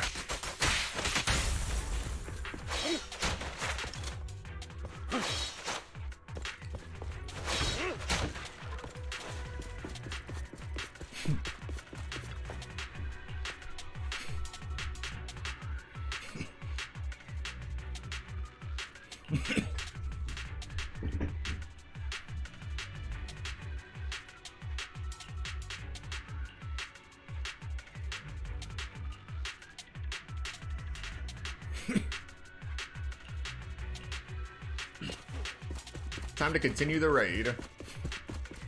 Bunch of nobodies. Annoying as hell. Kill them! You're welcome to try.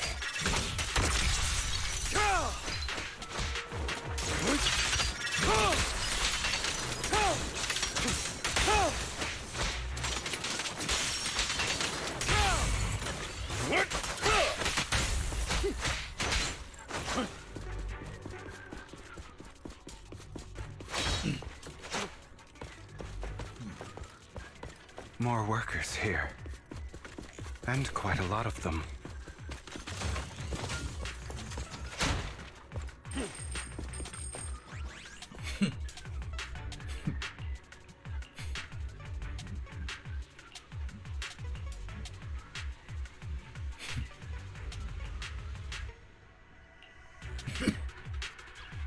Is Hartman behind this, too? Of course. He threw them into the Hollow like offerings for the Exaltists.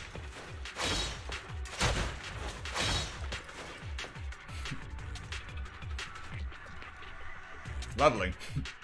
There's more over there. Let's hurry. It's different this time. Don't rush in. Let's listen in on what they're saying first. I still need more direct evidence to ensure the plan is absolutely foolproof. The compensation you promised, it's all real, right? All we have to do is follow you into the Hollow for some simple tasks, and you'll give us a huge sum of dennies. It sounds real suspicious. Shut your trap. You keep yapping and asking questions. If this is all so suspicious, why were you so eager to sign up for it? Because I don't have a choice. My daughter was previously caught in the Hollow disaster and suffered severe corruption. The treatment costs have completely drained our family's savings. So that's why... It's the same for me. A serious illness at a senior age. I need the money. Who would risk taking a job like this unless they were desperate? I'll do it. No matter how suspicious. As long as I can get paid, I'll do anything. Even risk my life! Wait, you people from the Ravenlock family, you're part of a big company in Tops. You wouldn't go back on your word, right? Don't worry, you'll get every denny you were promised. But before we start, you all need to take this medicine first.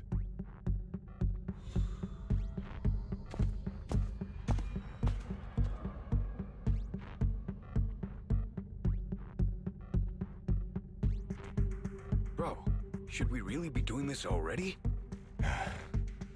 These workers keep talking. We're wasting time like this. And the sooner they take it, the sooner it'll be over. Consider it an early release for them. What? You didn't say anything about having to take pills before. Look, this is good stuff, all right? It'll increase your ether aptitude. There's tons of people who'd kill for something like this. Exactly! You'll be working in the Hollow for several hours. This is essential medication. You have to take it before we continue. If you refuse, then you can forget about the job. Of course, you won't receive the compensation either. Lycon, what are you doing? Rescuing those workers, of course. There's clearly something off about those pills. We can't let them take them. Now is not the right time. As I said, we need more evidence to ensure the plan works. And as I said many years ago, you can't exploit innocence to achieve your goal. So that's how you see it. If that's not what you want me to think, then explain everything to me. All right. It's a little complicated, but simply put, these workers will be fine. Of course, it's your choice to trust me or not. But if you try to rush in, I will stop you. I trust you.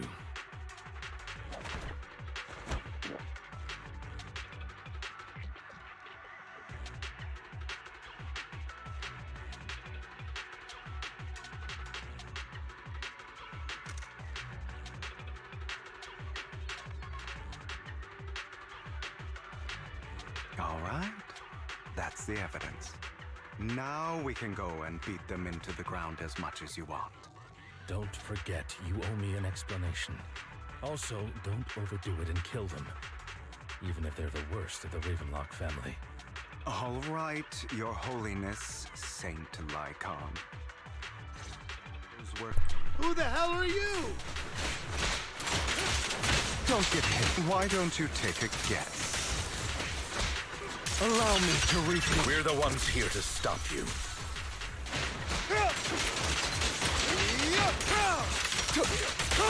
Can't remember the last time we... Your legs? How are they feeling? I'm fine. To be honest, I think I prefer the way you used to fight. It's not. You had a lot more aggression. I'm calm. I've merely learned to control my strength. Let the party begin. God damn it! Who the hell are you? How dare you mess with the Ravenlock family? Ravenlock. Savor the name while you can, for it will soon cease to exist. What's that supposed to mean? It means exactly what I said. I think this might be good for you. Sever your ties while you can. You still have a chance to walk your own path. The family's honor comes above all else. Is that really what you think? I saw the compassion on your face just now. You're not from the main family, right? That's why you were assigned to these trivial tasks. But in reality, there's no need for you to keep playing this boring game for them. I don't have a choice. From the moment I was born into the Ravenlock family, You always have a choice, if you're willing to act. All right, let's end the small talk here.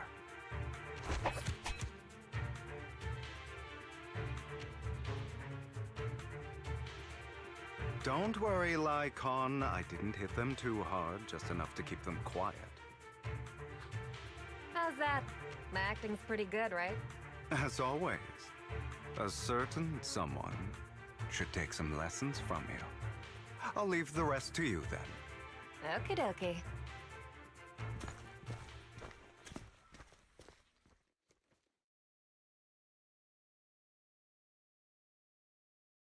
Okay, now can you tell me exactly what's going on here?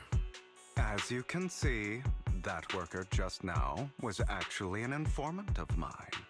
The pills were swapped out with vitamin tablets. Outside of this batch, some workers have already taken the actual substance Hartman has. But rest assured, the antidote for it is already in development. I found the best in the field to help, and with the data I collected before, we should have results soon. I wanted to ask, the reason you decided to lock yourself in a room and endure the effects of the drug, besides getting evidence, it was also to collect data on this drug in order to create an antidote, correct? It seems you're not completely beyond hope. I thought you were just being stubborn. Sometimes I wonder if you know me at all. Then, I have one last question. Why did you never tell me any of this back then? The truth is, I heard everything. That entire conversation between you and Jack. Before he passed away in that small attic. When Jack called you aside and gave you those warnings.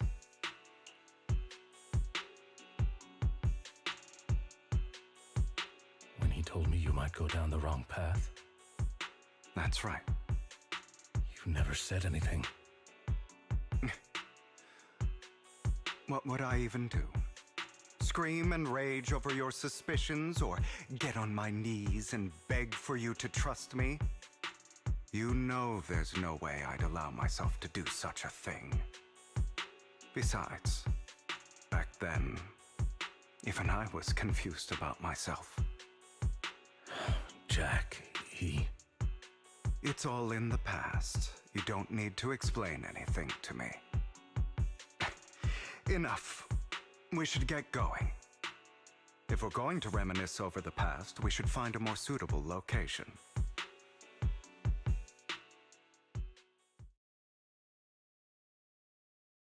Lycon,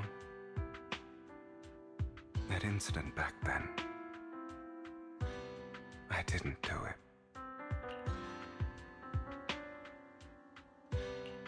It was a scheme Hartman devised to take over the family. It was Hartman who killed my father, too. I only discovered the truth long after the fact. I did indeed attack my father, and I thought he was dead. But he wasn't. I couldn't kill him. And even before that, if I hadn't hesitated, none of what followed would have happened. Even now, I still think they deserve death. But I no longer care to personally deliver that fate. They're beneath me. And I have more important things to do. You? I know we may never agree on that point, Lycon. I once wanted to fight against those ugly truths that defined me, but I discovered that the more I rejected them, the more painful it became. So, I could only accept that crazed, hateful, and malicious side of myself. As long as I know I will never become like my father, like Hartman, that is enough for me. You've changed. But I think that might be a good thing. Don't patronize me. You've changed a lot too, compared to before. I still disagree with Jack's words, and I won't forgive your betrayal. I will walk the path I believe is right, even if I must tread over thorns and through the mud. But I will also allow you to walk your own path, Lycon. Should I say thank you? You're welcome. Come to think of it, we haven't talked about your legs and eye. It was just an accident, not your fault. I'm doing well now. I hope you are too.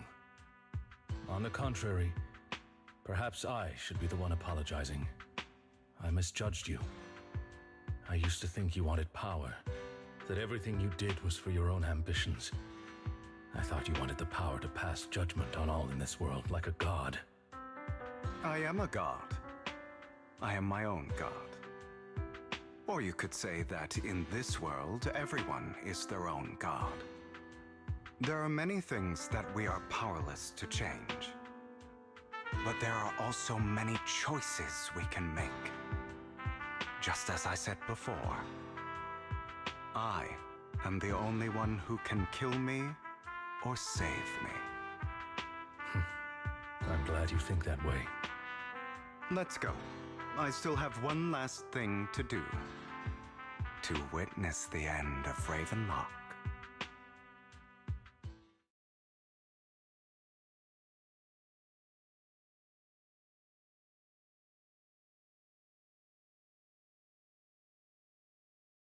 You really think you can take my place if I die?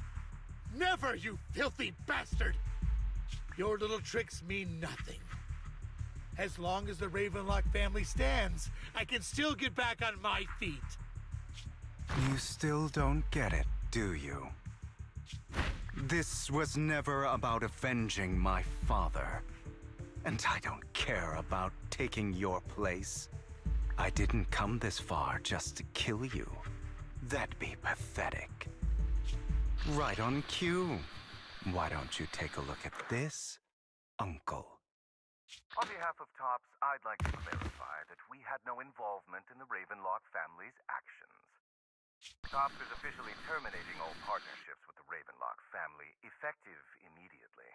We will have no further affiliation with them. Are you crazy? What the hell do you get out of ruining the Ravenlocks? You want to be a petty thief forever? Thief? Oh, Uncle. Allow me to reintroduce myself. I'm the name people whisper about. The one who robs the rich and gives to the poor. I'm the master con artist who can fool anyone, anytime. I'm the leader of Mockingbird. The one who turns every headline into my own stage. I have friends who'd catch me if I fall, partners who'd shed tears for me, and allies who always have my back. I am Hugo Vlad. You're the one who needs the Ravenlock name. I never did. You ungrateful bastard! You should have never been born. You flatter me. Same goes for you, Uncle.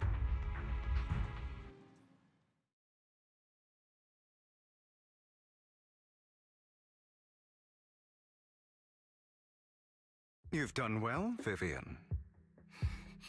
You had better give me an explanation. And here I thought this would be a touching reunion. What's with all the anger? Hugo, I'm a member of Mockingbird too. And I mourned your death. Listen, Vivian. I don't want you or the people you cherish to get caught up in danger because of me. I've always been selfish, so I don't hesitate to use you all as variables in my plans. But it is because I am selfish that I also don't want my failures to affect my treasured companions. In any case, if you were in the same position, would you not make the same decisions? Lycon's taking care of everything outside. We should go. Also, Wise, thank you. And I'm sorry for the whole act where I threatened you. It was the only way for Hartman to drop his guard against you and leave you be. I, Hugo Vlad, am forever indebted to you.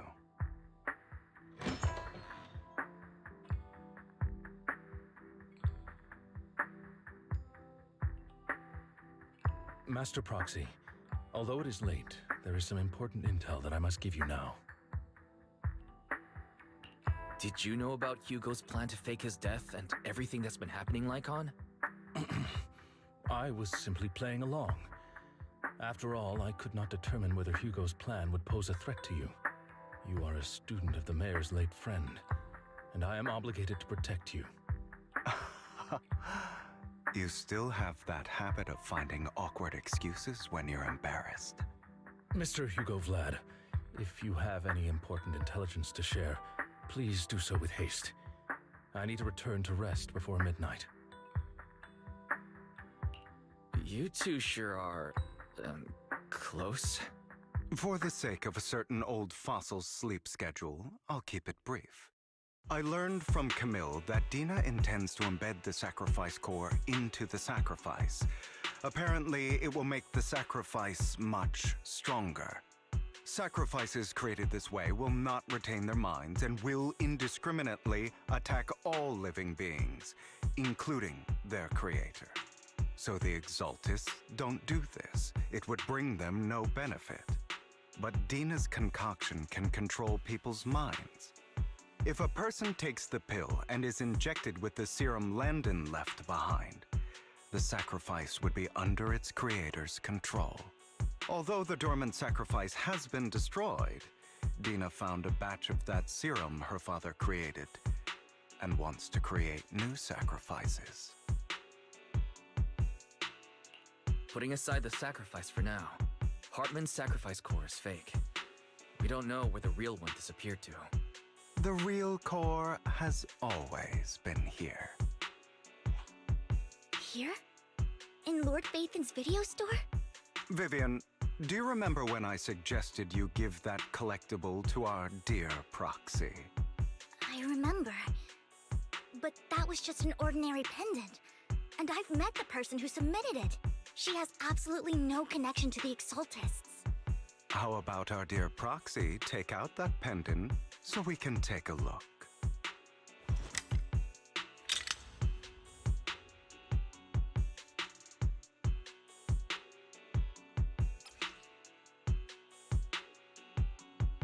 You have got to be kidding me. I've been holding on to this thing the entire time.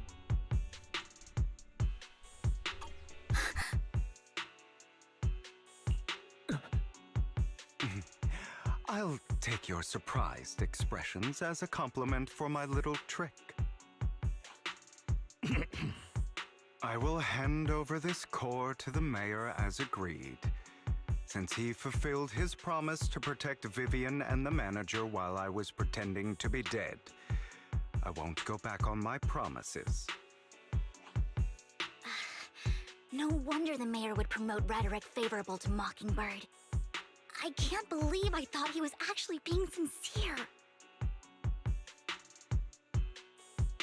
Since we have the sacrifice core, all we have to do now is stop Dina from using innocent people to make more sacrifices.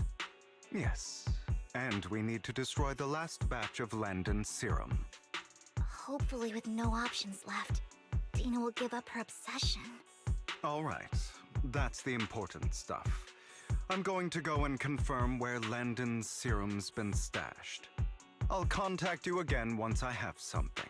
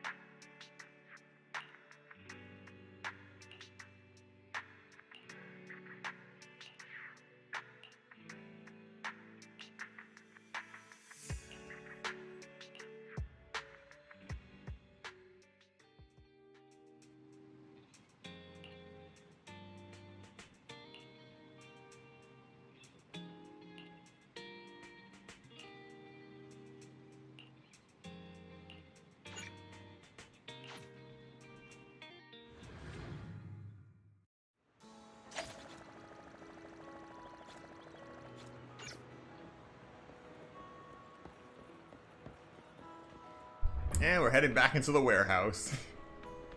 At least the chair is gone.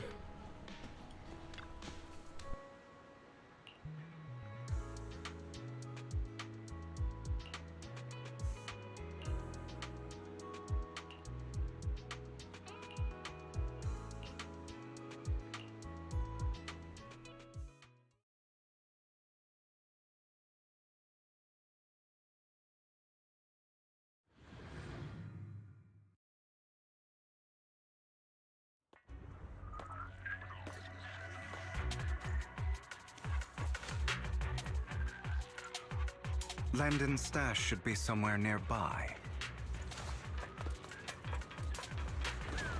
I did some digging. Some of the missing workers were brought here too.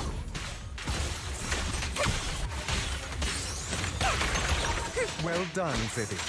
Dina's getting ready to make her move. Don't worry, we'll clear them out.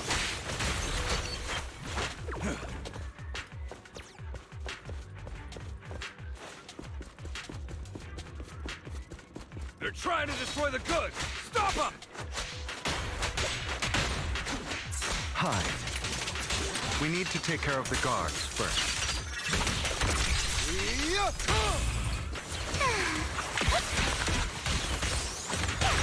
I'm here.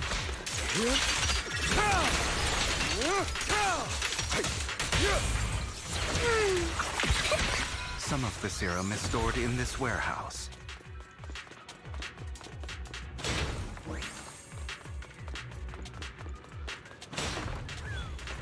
You're not taking anything from here! Hugo, get the guards first.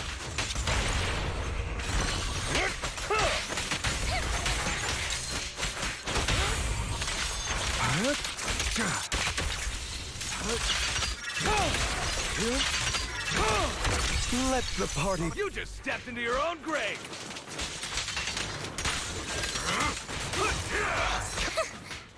Fools. How irksome.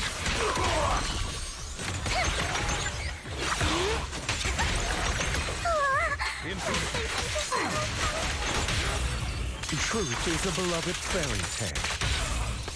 Where are you looking?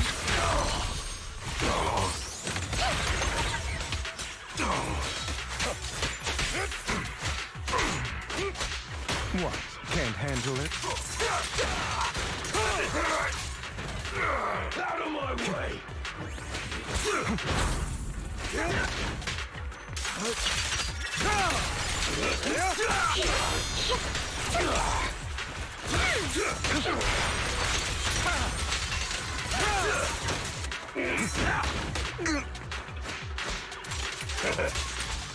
I'll take you.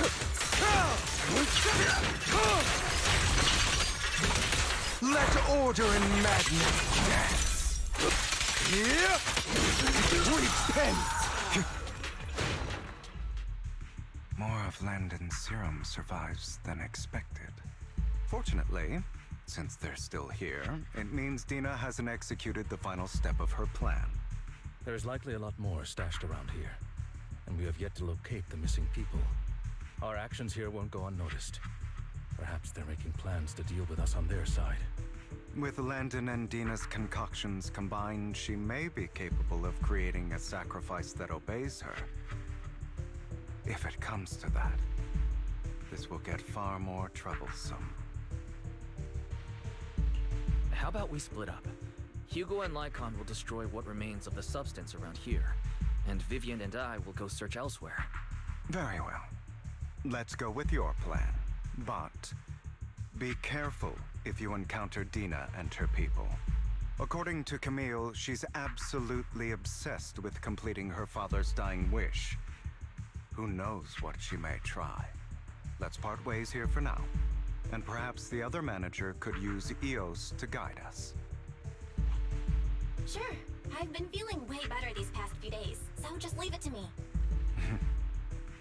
It's only now that I realize how fortunate we are to have two Lord Faithins.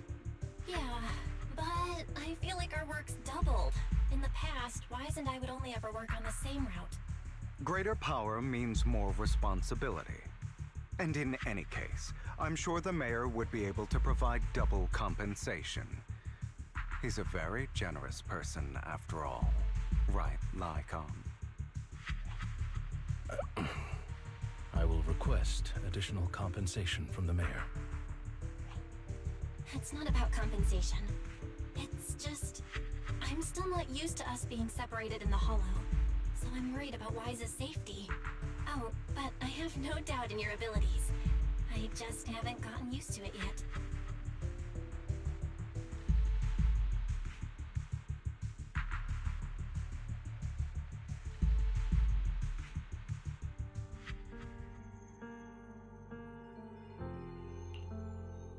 future I saw, Lord Pathan.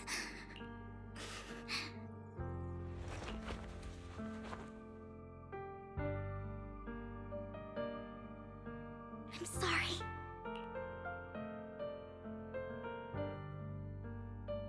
This time, I will make sure the future I saw does not come to pass. I don't want to bring you misfortune. That's all I wish for.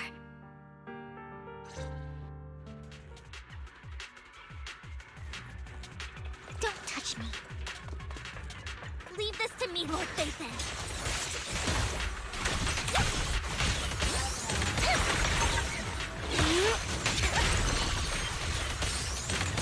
Don't you know? It might try skirting the cave. Yeah? How so?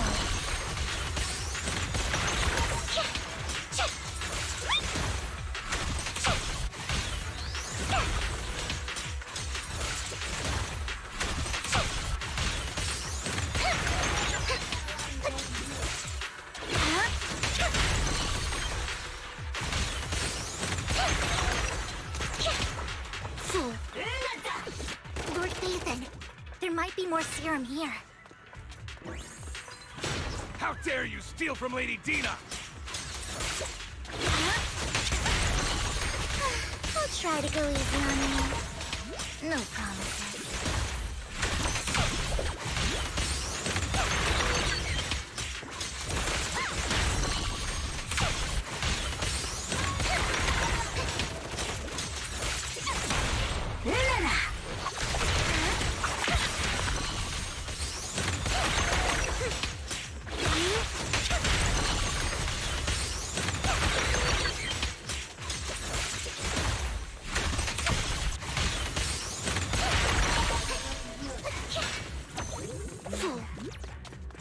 There are containers by the fissure.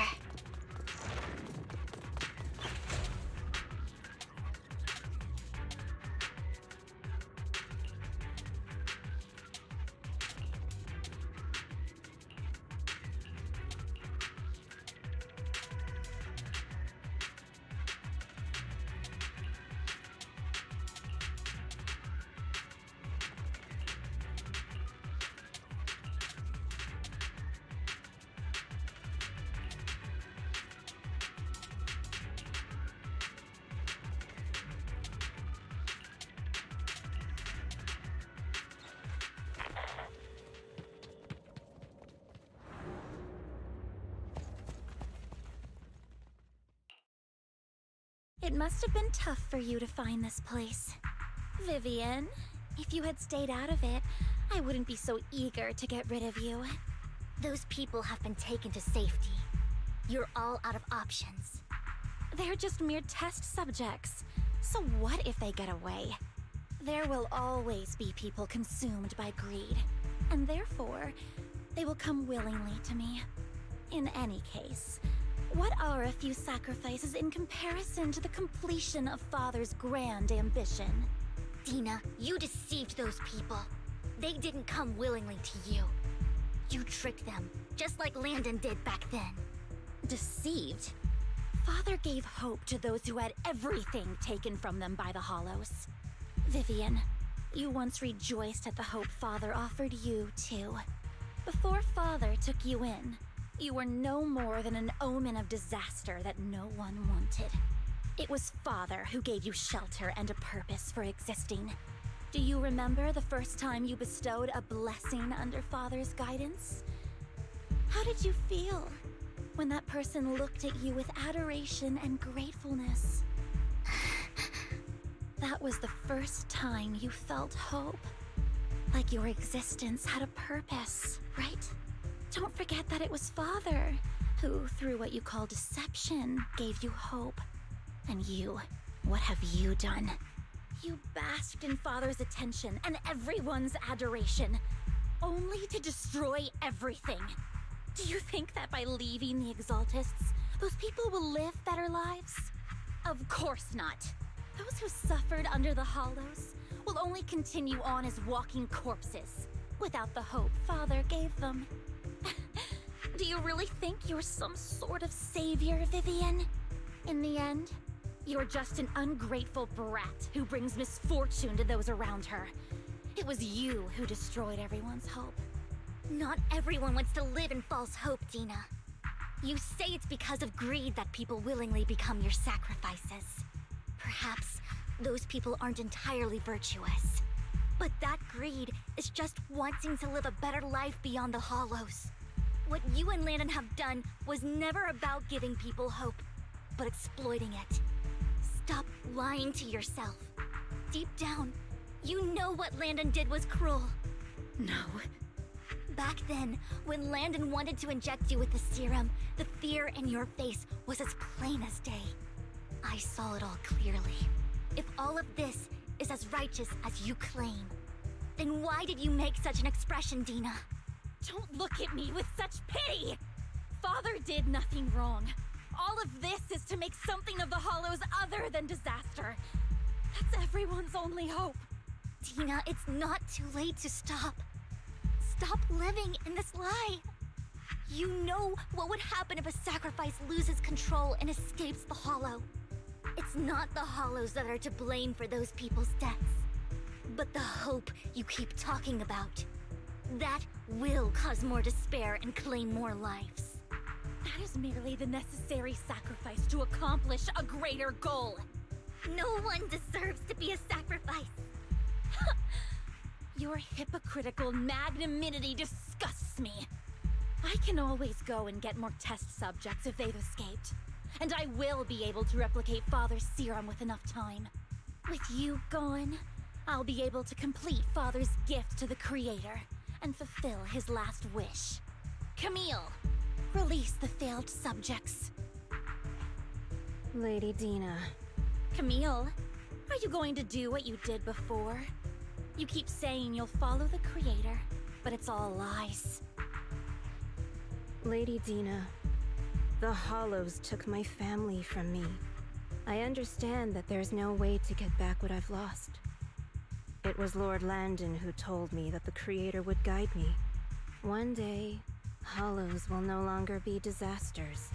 Everyone will be able to survive inside them. I look forward to the day when this hope becomes reality. I watched you grow up, and I know that you've always looked up to your father. He gives you hope, and I destroyed that hope with my own hands. I know the pain of loss, so I've always felt guilty. I want to atone for the hope I destroyed.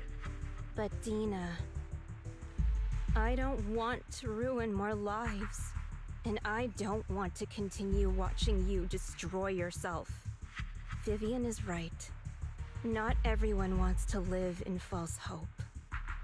So, please, stop. Camille, are you abandoning me too? I'm not abandoning you. I just don't want to see you go past the point of no return. The point of no return? I passed that point ages ago. No, Dina. You can still turn back. I'll be your way back. Where are you going, Camille?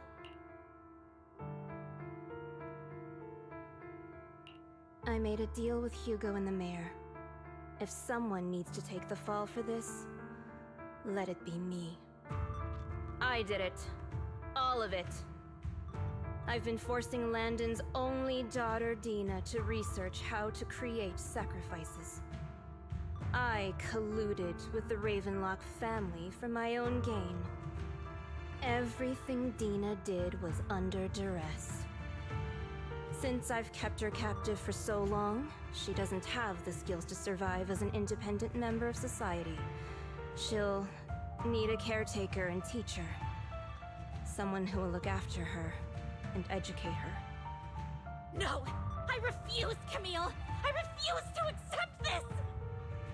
Dina, I'm going to dispose of those failed subjects.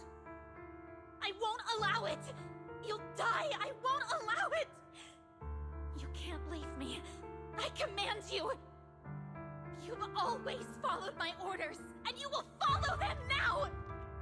It wasn't your orders that I've been following. My younger sister, who was stolen from me by the Hollows, also had such beautiful red hair. When Landon told me the Creator could bring me hope, you were standing there, right behind him. I was certain, then and there, that this was the hope the Creator had given me. Start over, Dina. You still have so long, so much time. You'll make friends, find people who love you, and make many beautiful memories. That's not what I want! Camille, you're not allowed to die! I won't allow it! I won't allow it! Goodbye, Dina. And I'm sorry, Vivian. I'll leave the rest to you.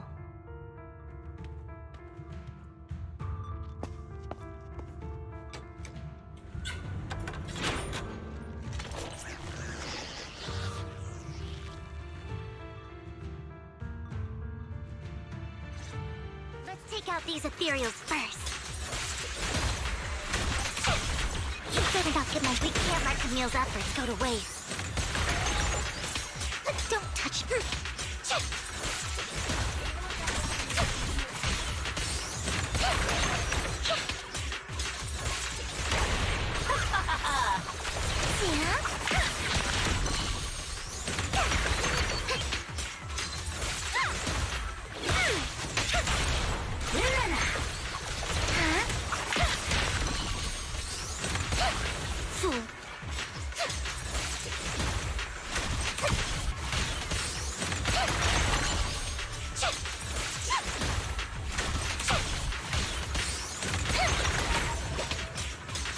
Let's go after Dina.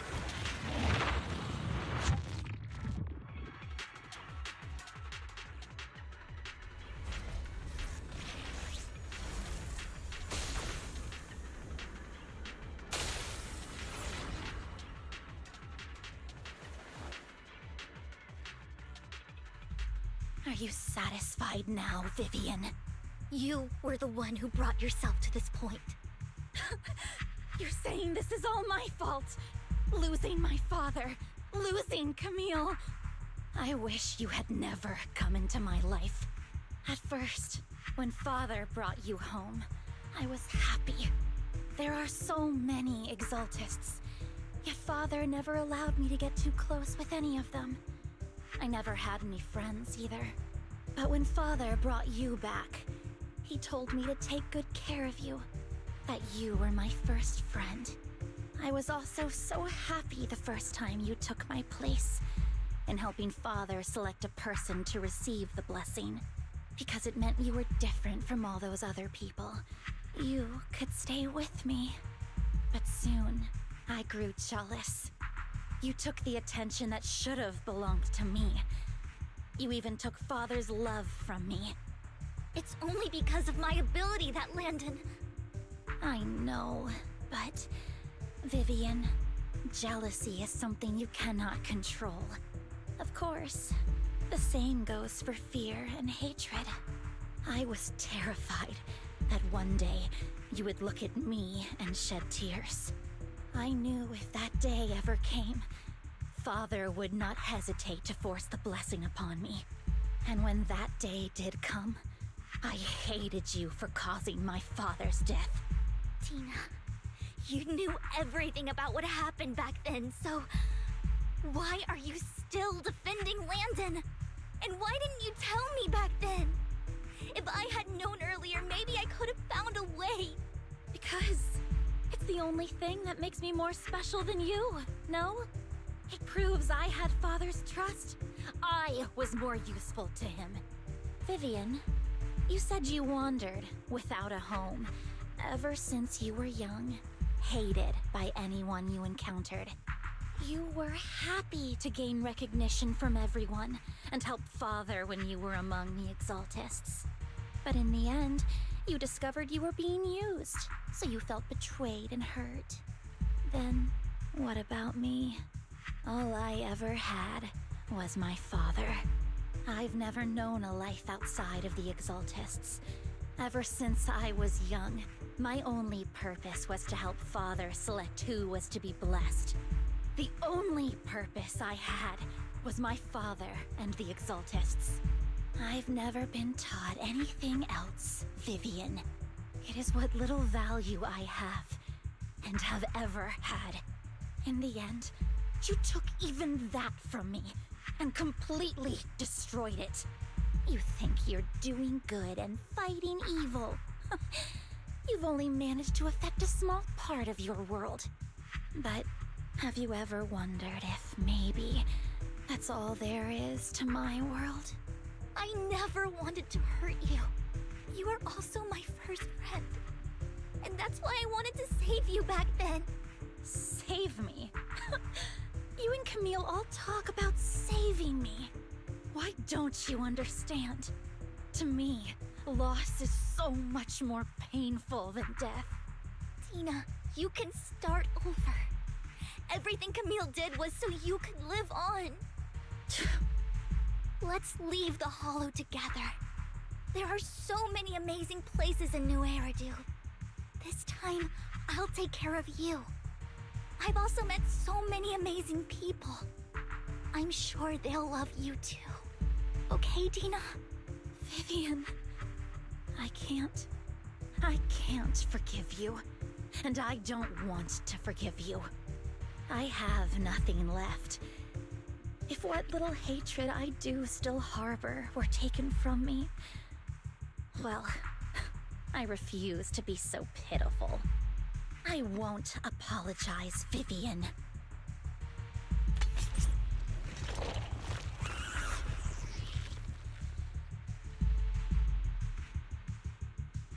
I don't want to hate myself, so I can only hate you for killing my father, and hate Camille for leaving me. That's just the kind of person I am. Hateful and despicable. I refuse to owe anyone anything. I refuse to feel regret. I won't. Vivian, I will keep hating you. I will take all who are precious to you. I will also hate Camille, so I won't do as she wished and start a new life. Vivian, if you had never existed, if I had never, you would be... Lord Phaethon, please do not interfere.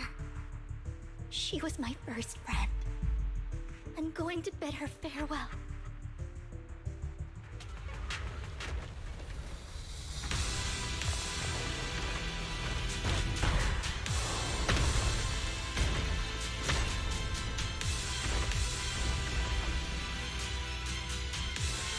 Tina, soon the pain will be over.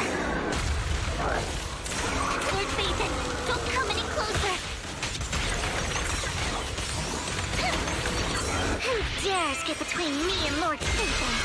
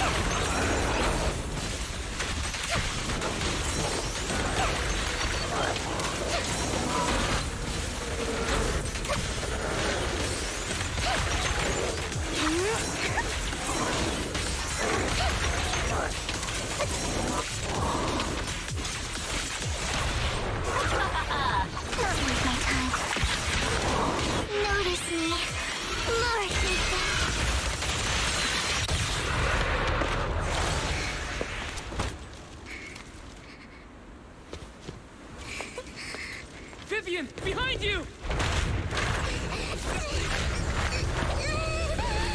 Lies!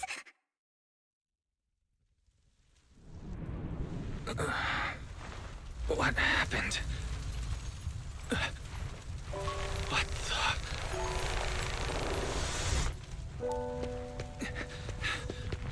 Vivian! Lies. Don't come near me. This is my own choice.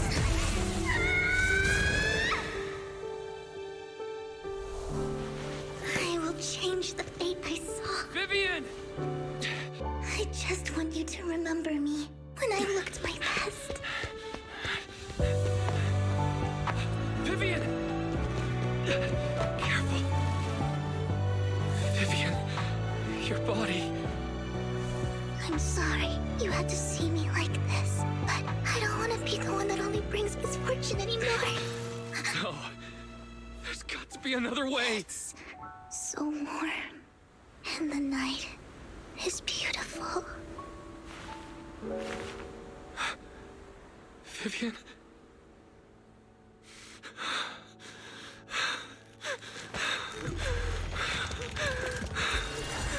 No! It can't end like this!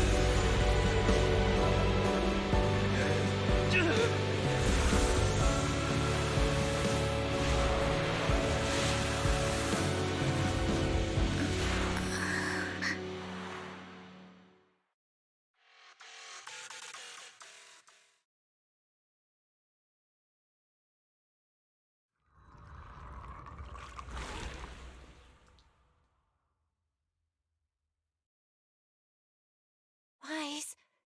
Wise. Wise, you're finally awake.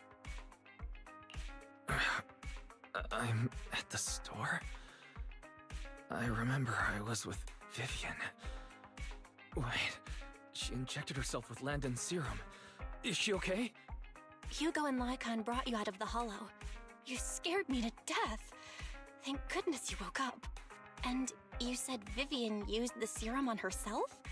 But she looked fine to me, bar a couple of scratches. Hugo sent me a message earlier saying he got her checked over and she was all right. Do you remember what happened?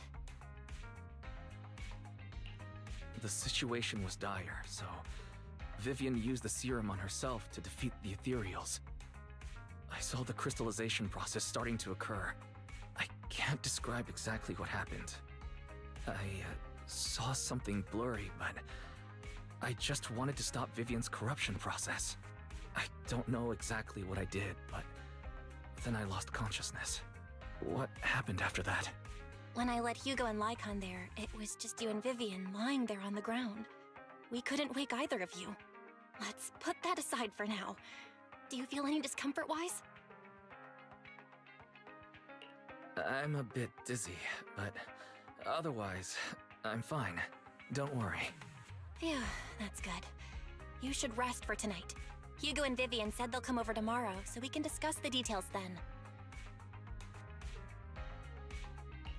Okay. Sorry for worrying you, Belle. Good night.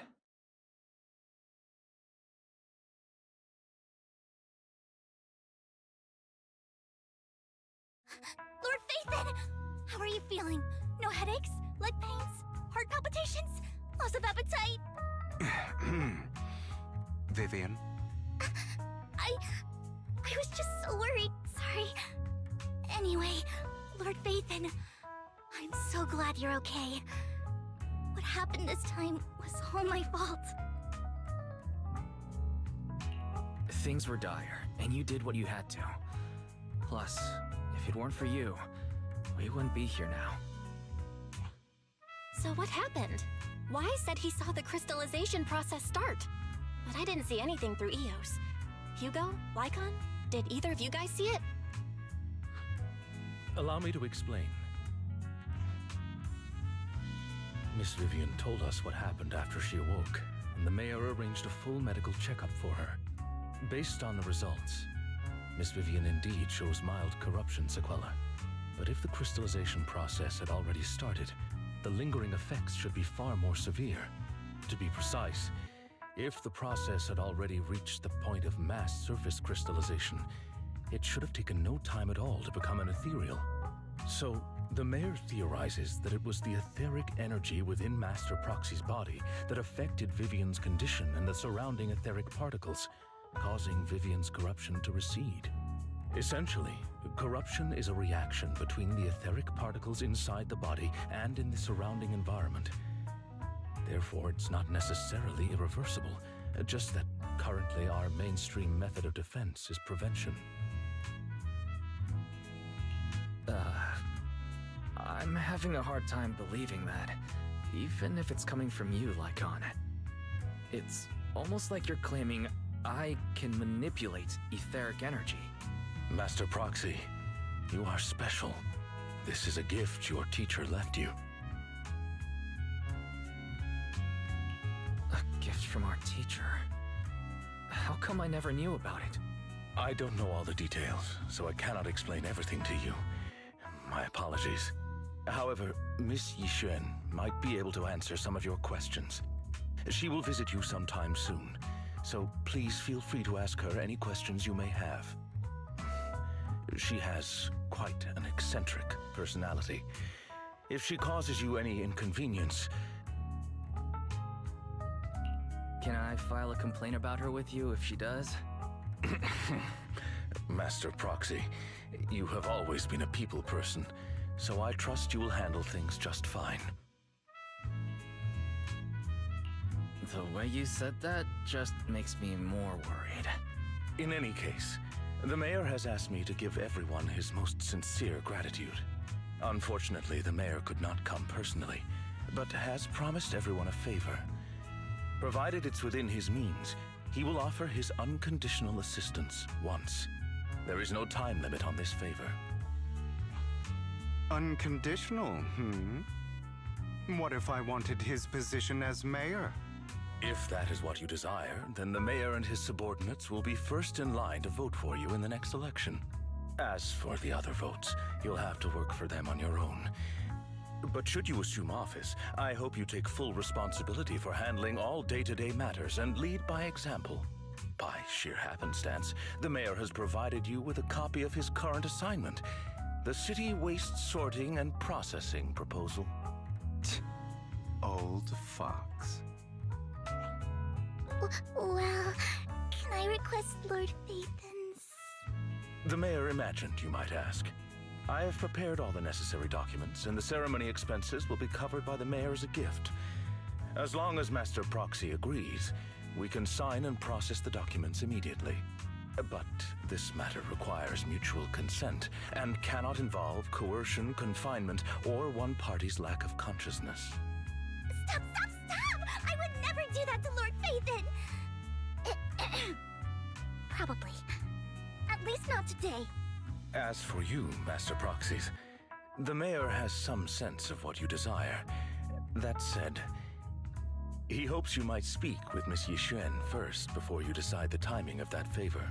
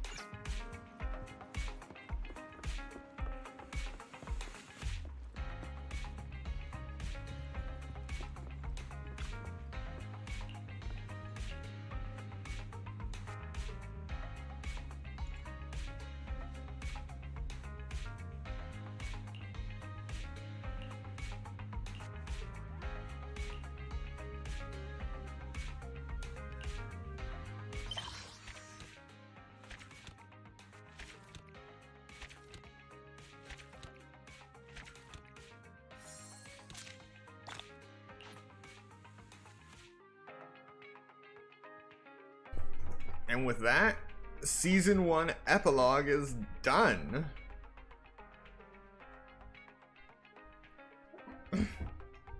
That was a surprising way to end it. New Eridu continues to coexist with sacrifices, and neither daily life nor hidden crises ever cease. New stories and the distant horizons are surely exciting, but one should also cherish each passing day, present and past. One day, they'll become memories worth holding on to. Song for Tomorrow achievement. Oh, there's still more to do.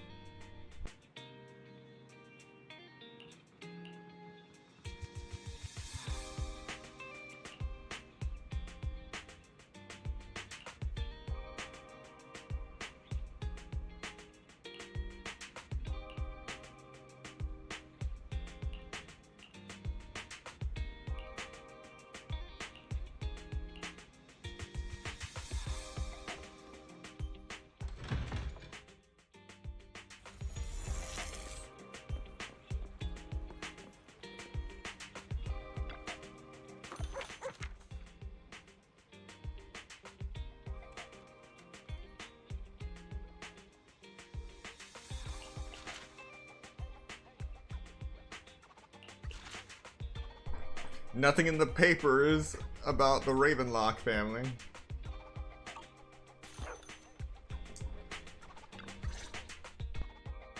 I did not expect that such a spiritual entity would exist here. It appears this street is a geomantic gem. A spiritual entity? His name is Howl, and I guess you could count him as a neighbor of mine. Is there anything special about him? No, I was simply a bit surprised. It's rare to find such an intelligent individual of this breed. Even huskies can be really smart, like Howl. You're right. Yet, being overly intelligent comes at a price. It must stay here for prolonged periods of time, parted from its owner and unable to move about freely. Both a blessing and a curse. However, it seems quite happy. We've strayed a bit off topic. Since you're back, let's discuss our partnership.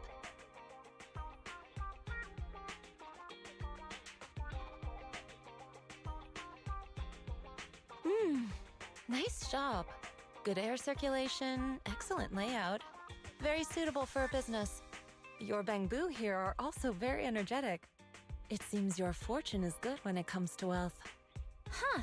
You even know feng shui? I'm happy to hear that. But who exactly are you? I suppose this is our first official meeting since parting ways in the Hollow. Now that both of you are present, allow me to reintroduce myself. My name is Yi Xuan, a mystic from Yunquei Summit.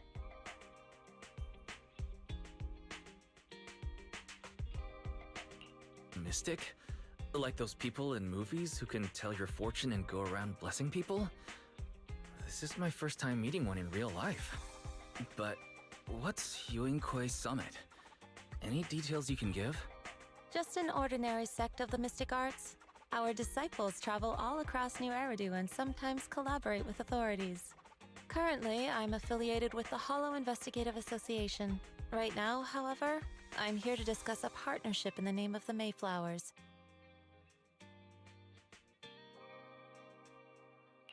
So, what sort of partnership are we talking about? I have reviewed the documents provided by the Mayflowers. You previously underwent an implant surgery. After recent adjustments, abnormalities occurred. These abnormalities bear resemblance to the craft practiced by us at Yunquei Summit. If you are willing, I can teach you how to better control your abilities. Better control my abilities. That sounds great, but there's no such thing as a free lunch. Since you're willing to teach us your craft, Shifu, you must want something in return, right? That's right. Mayflower will have you join me for some investigations.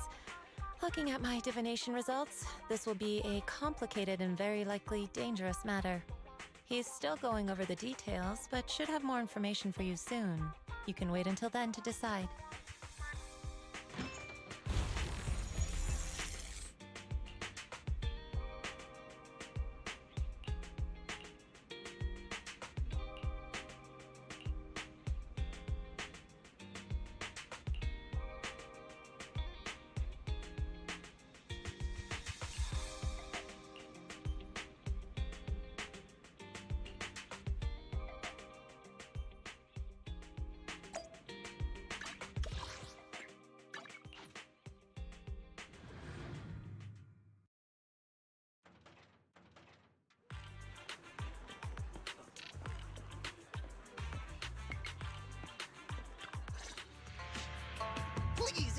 check my fortune! Here's my palm. Look, doesn't this thick wealth line mean I'm about to strike it rich? I've looked it over, and your fortune is decent. Huh? You barely looked at it, and you're already done? You have good fortune. What? You don't believe me? I do. Thank you so much. Next, it's my turn. Hey, wait, hey, quit cutting in line. So this is where you were. Who are all these people? You're here, Wise? I decided to take a break. I didn't expect so many people to come seeking my divination services. Don't worry, I need no more than a simple spell to solve this matter. Fortune-telling services is 10,000 dennies per session.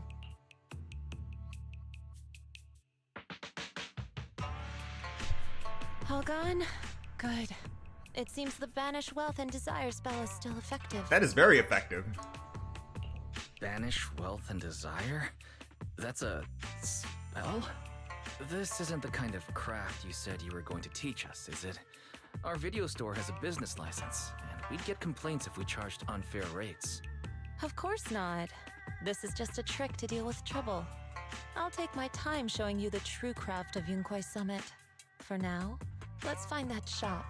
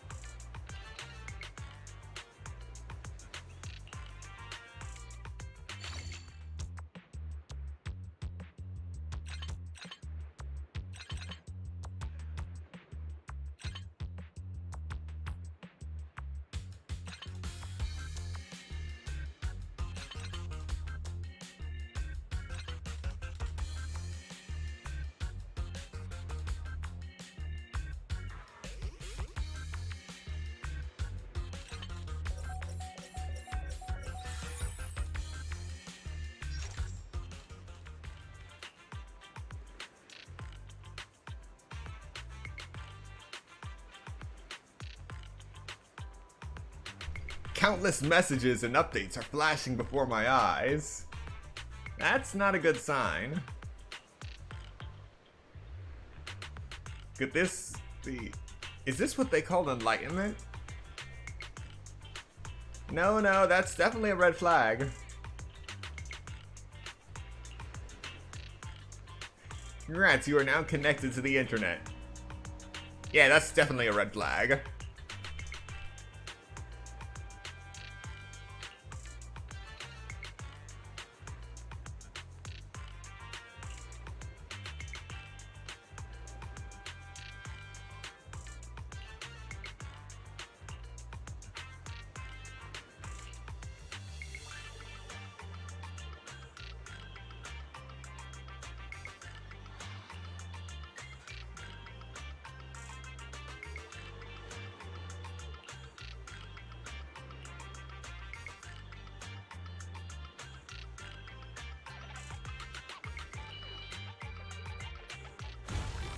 Yishuan Shifu. The store's right up ahead. Yes, this is the place. Ah, this is the one. Seems it's closed. Another wasted trip. Not necessarily. 1 second, please.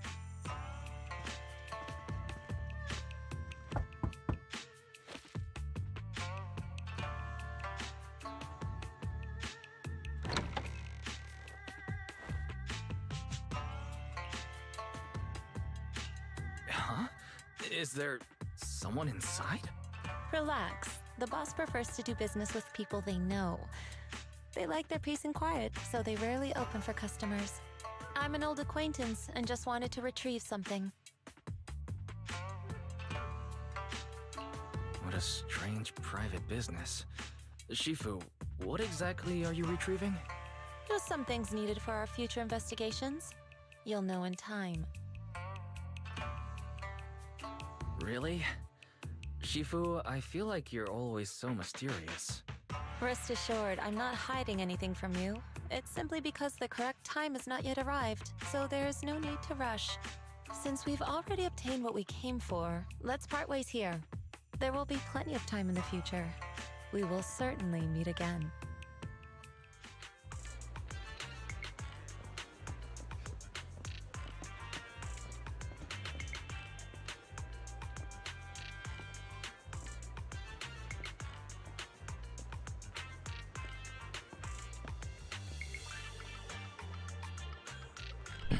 Okay.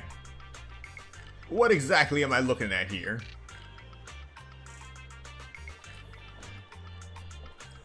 Like a small flicker of miasma surrounding a flame. It's not ether, but this just seems highly unnatural.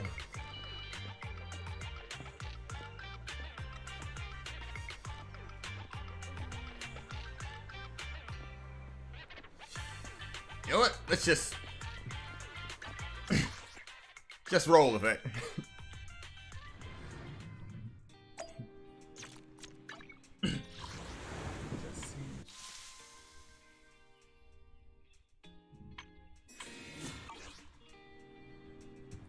Right, so there aren't really any events up yet.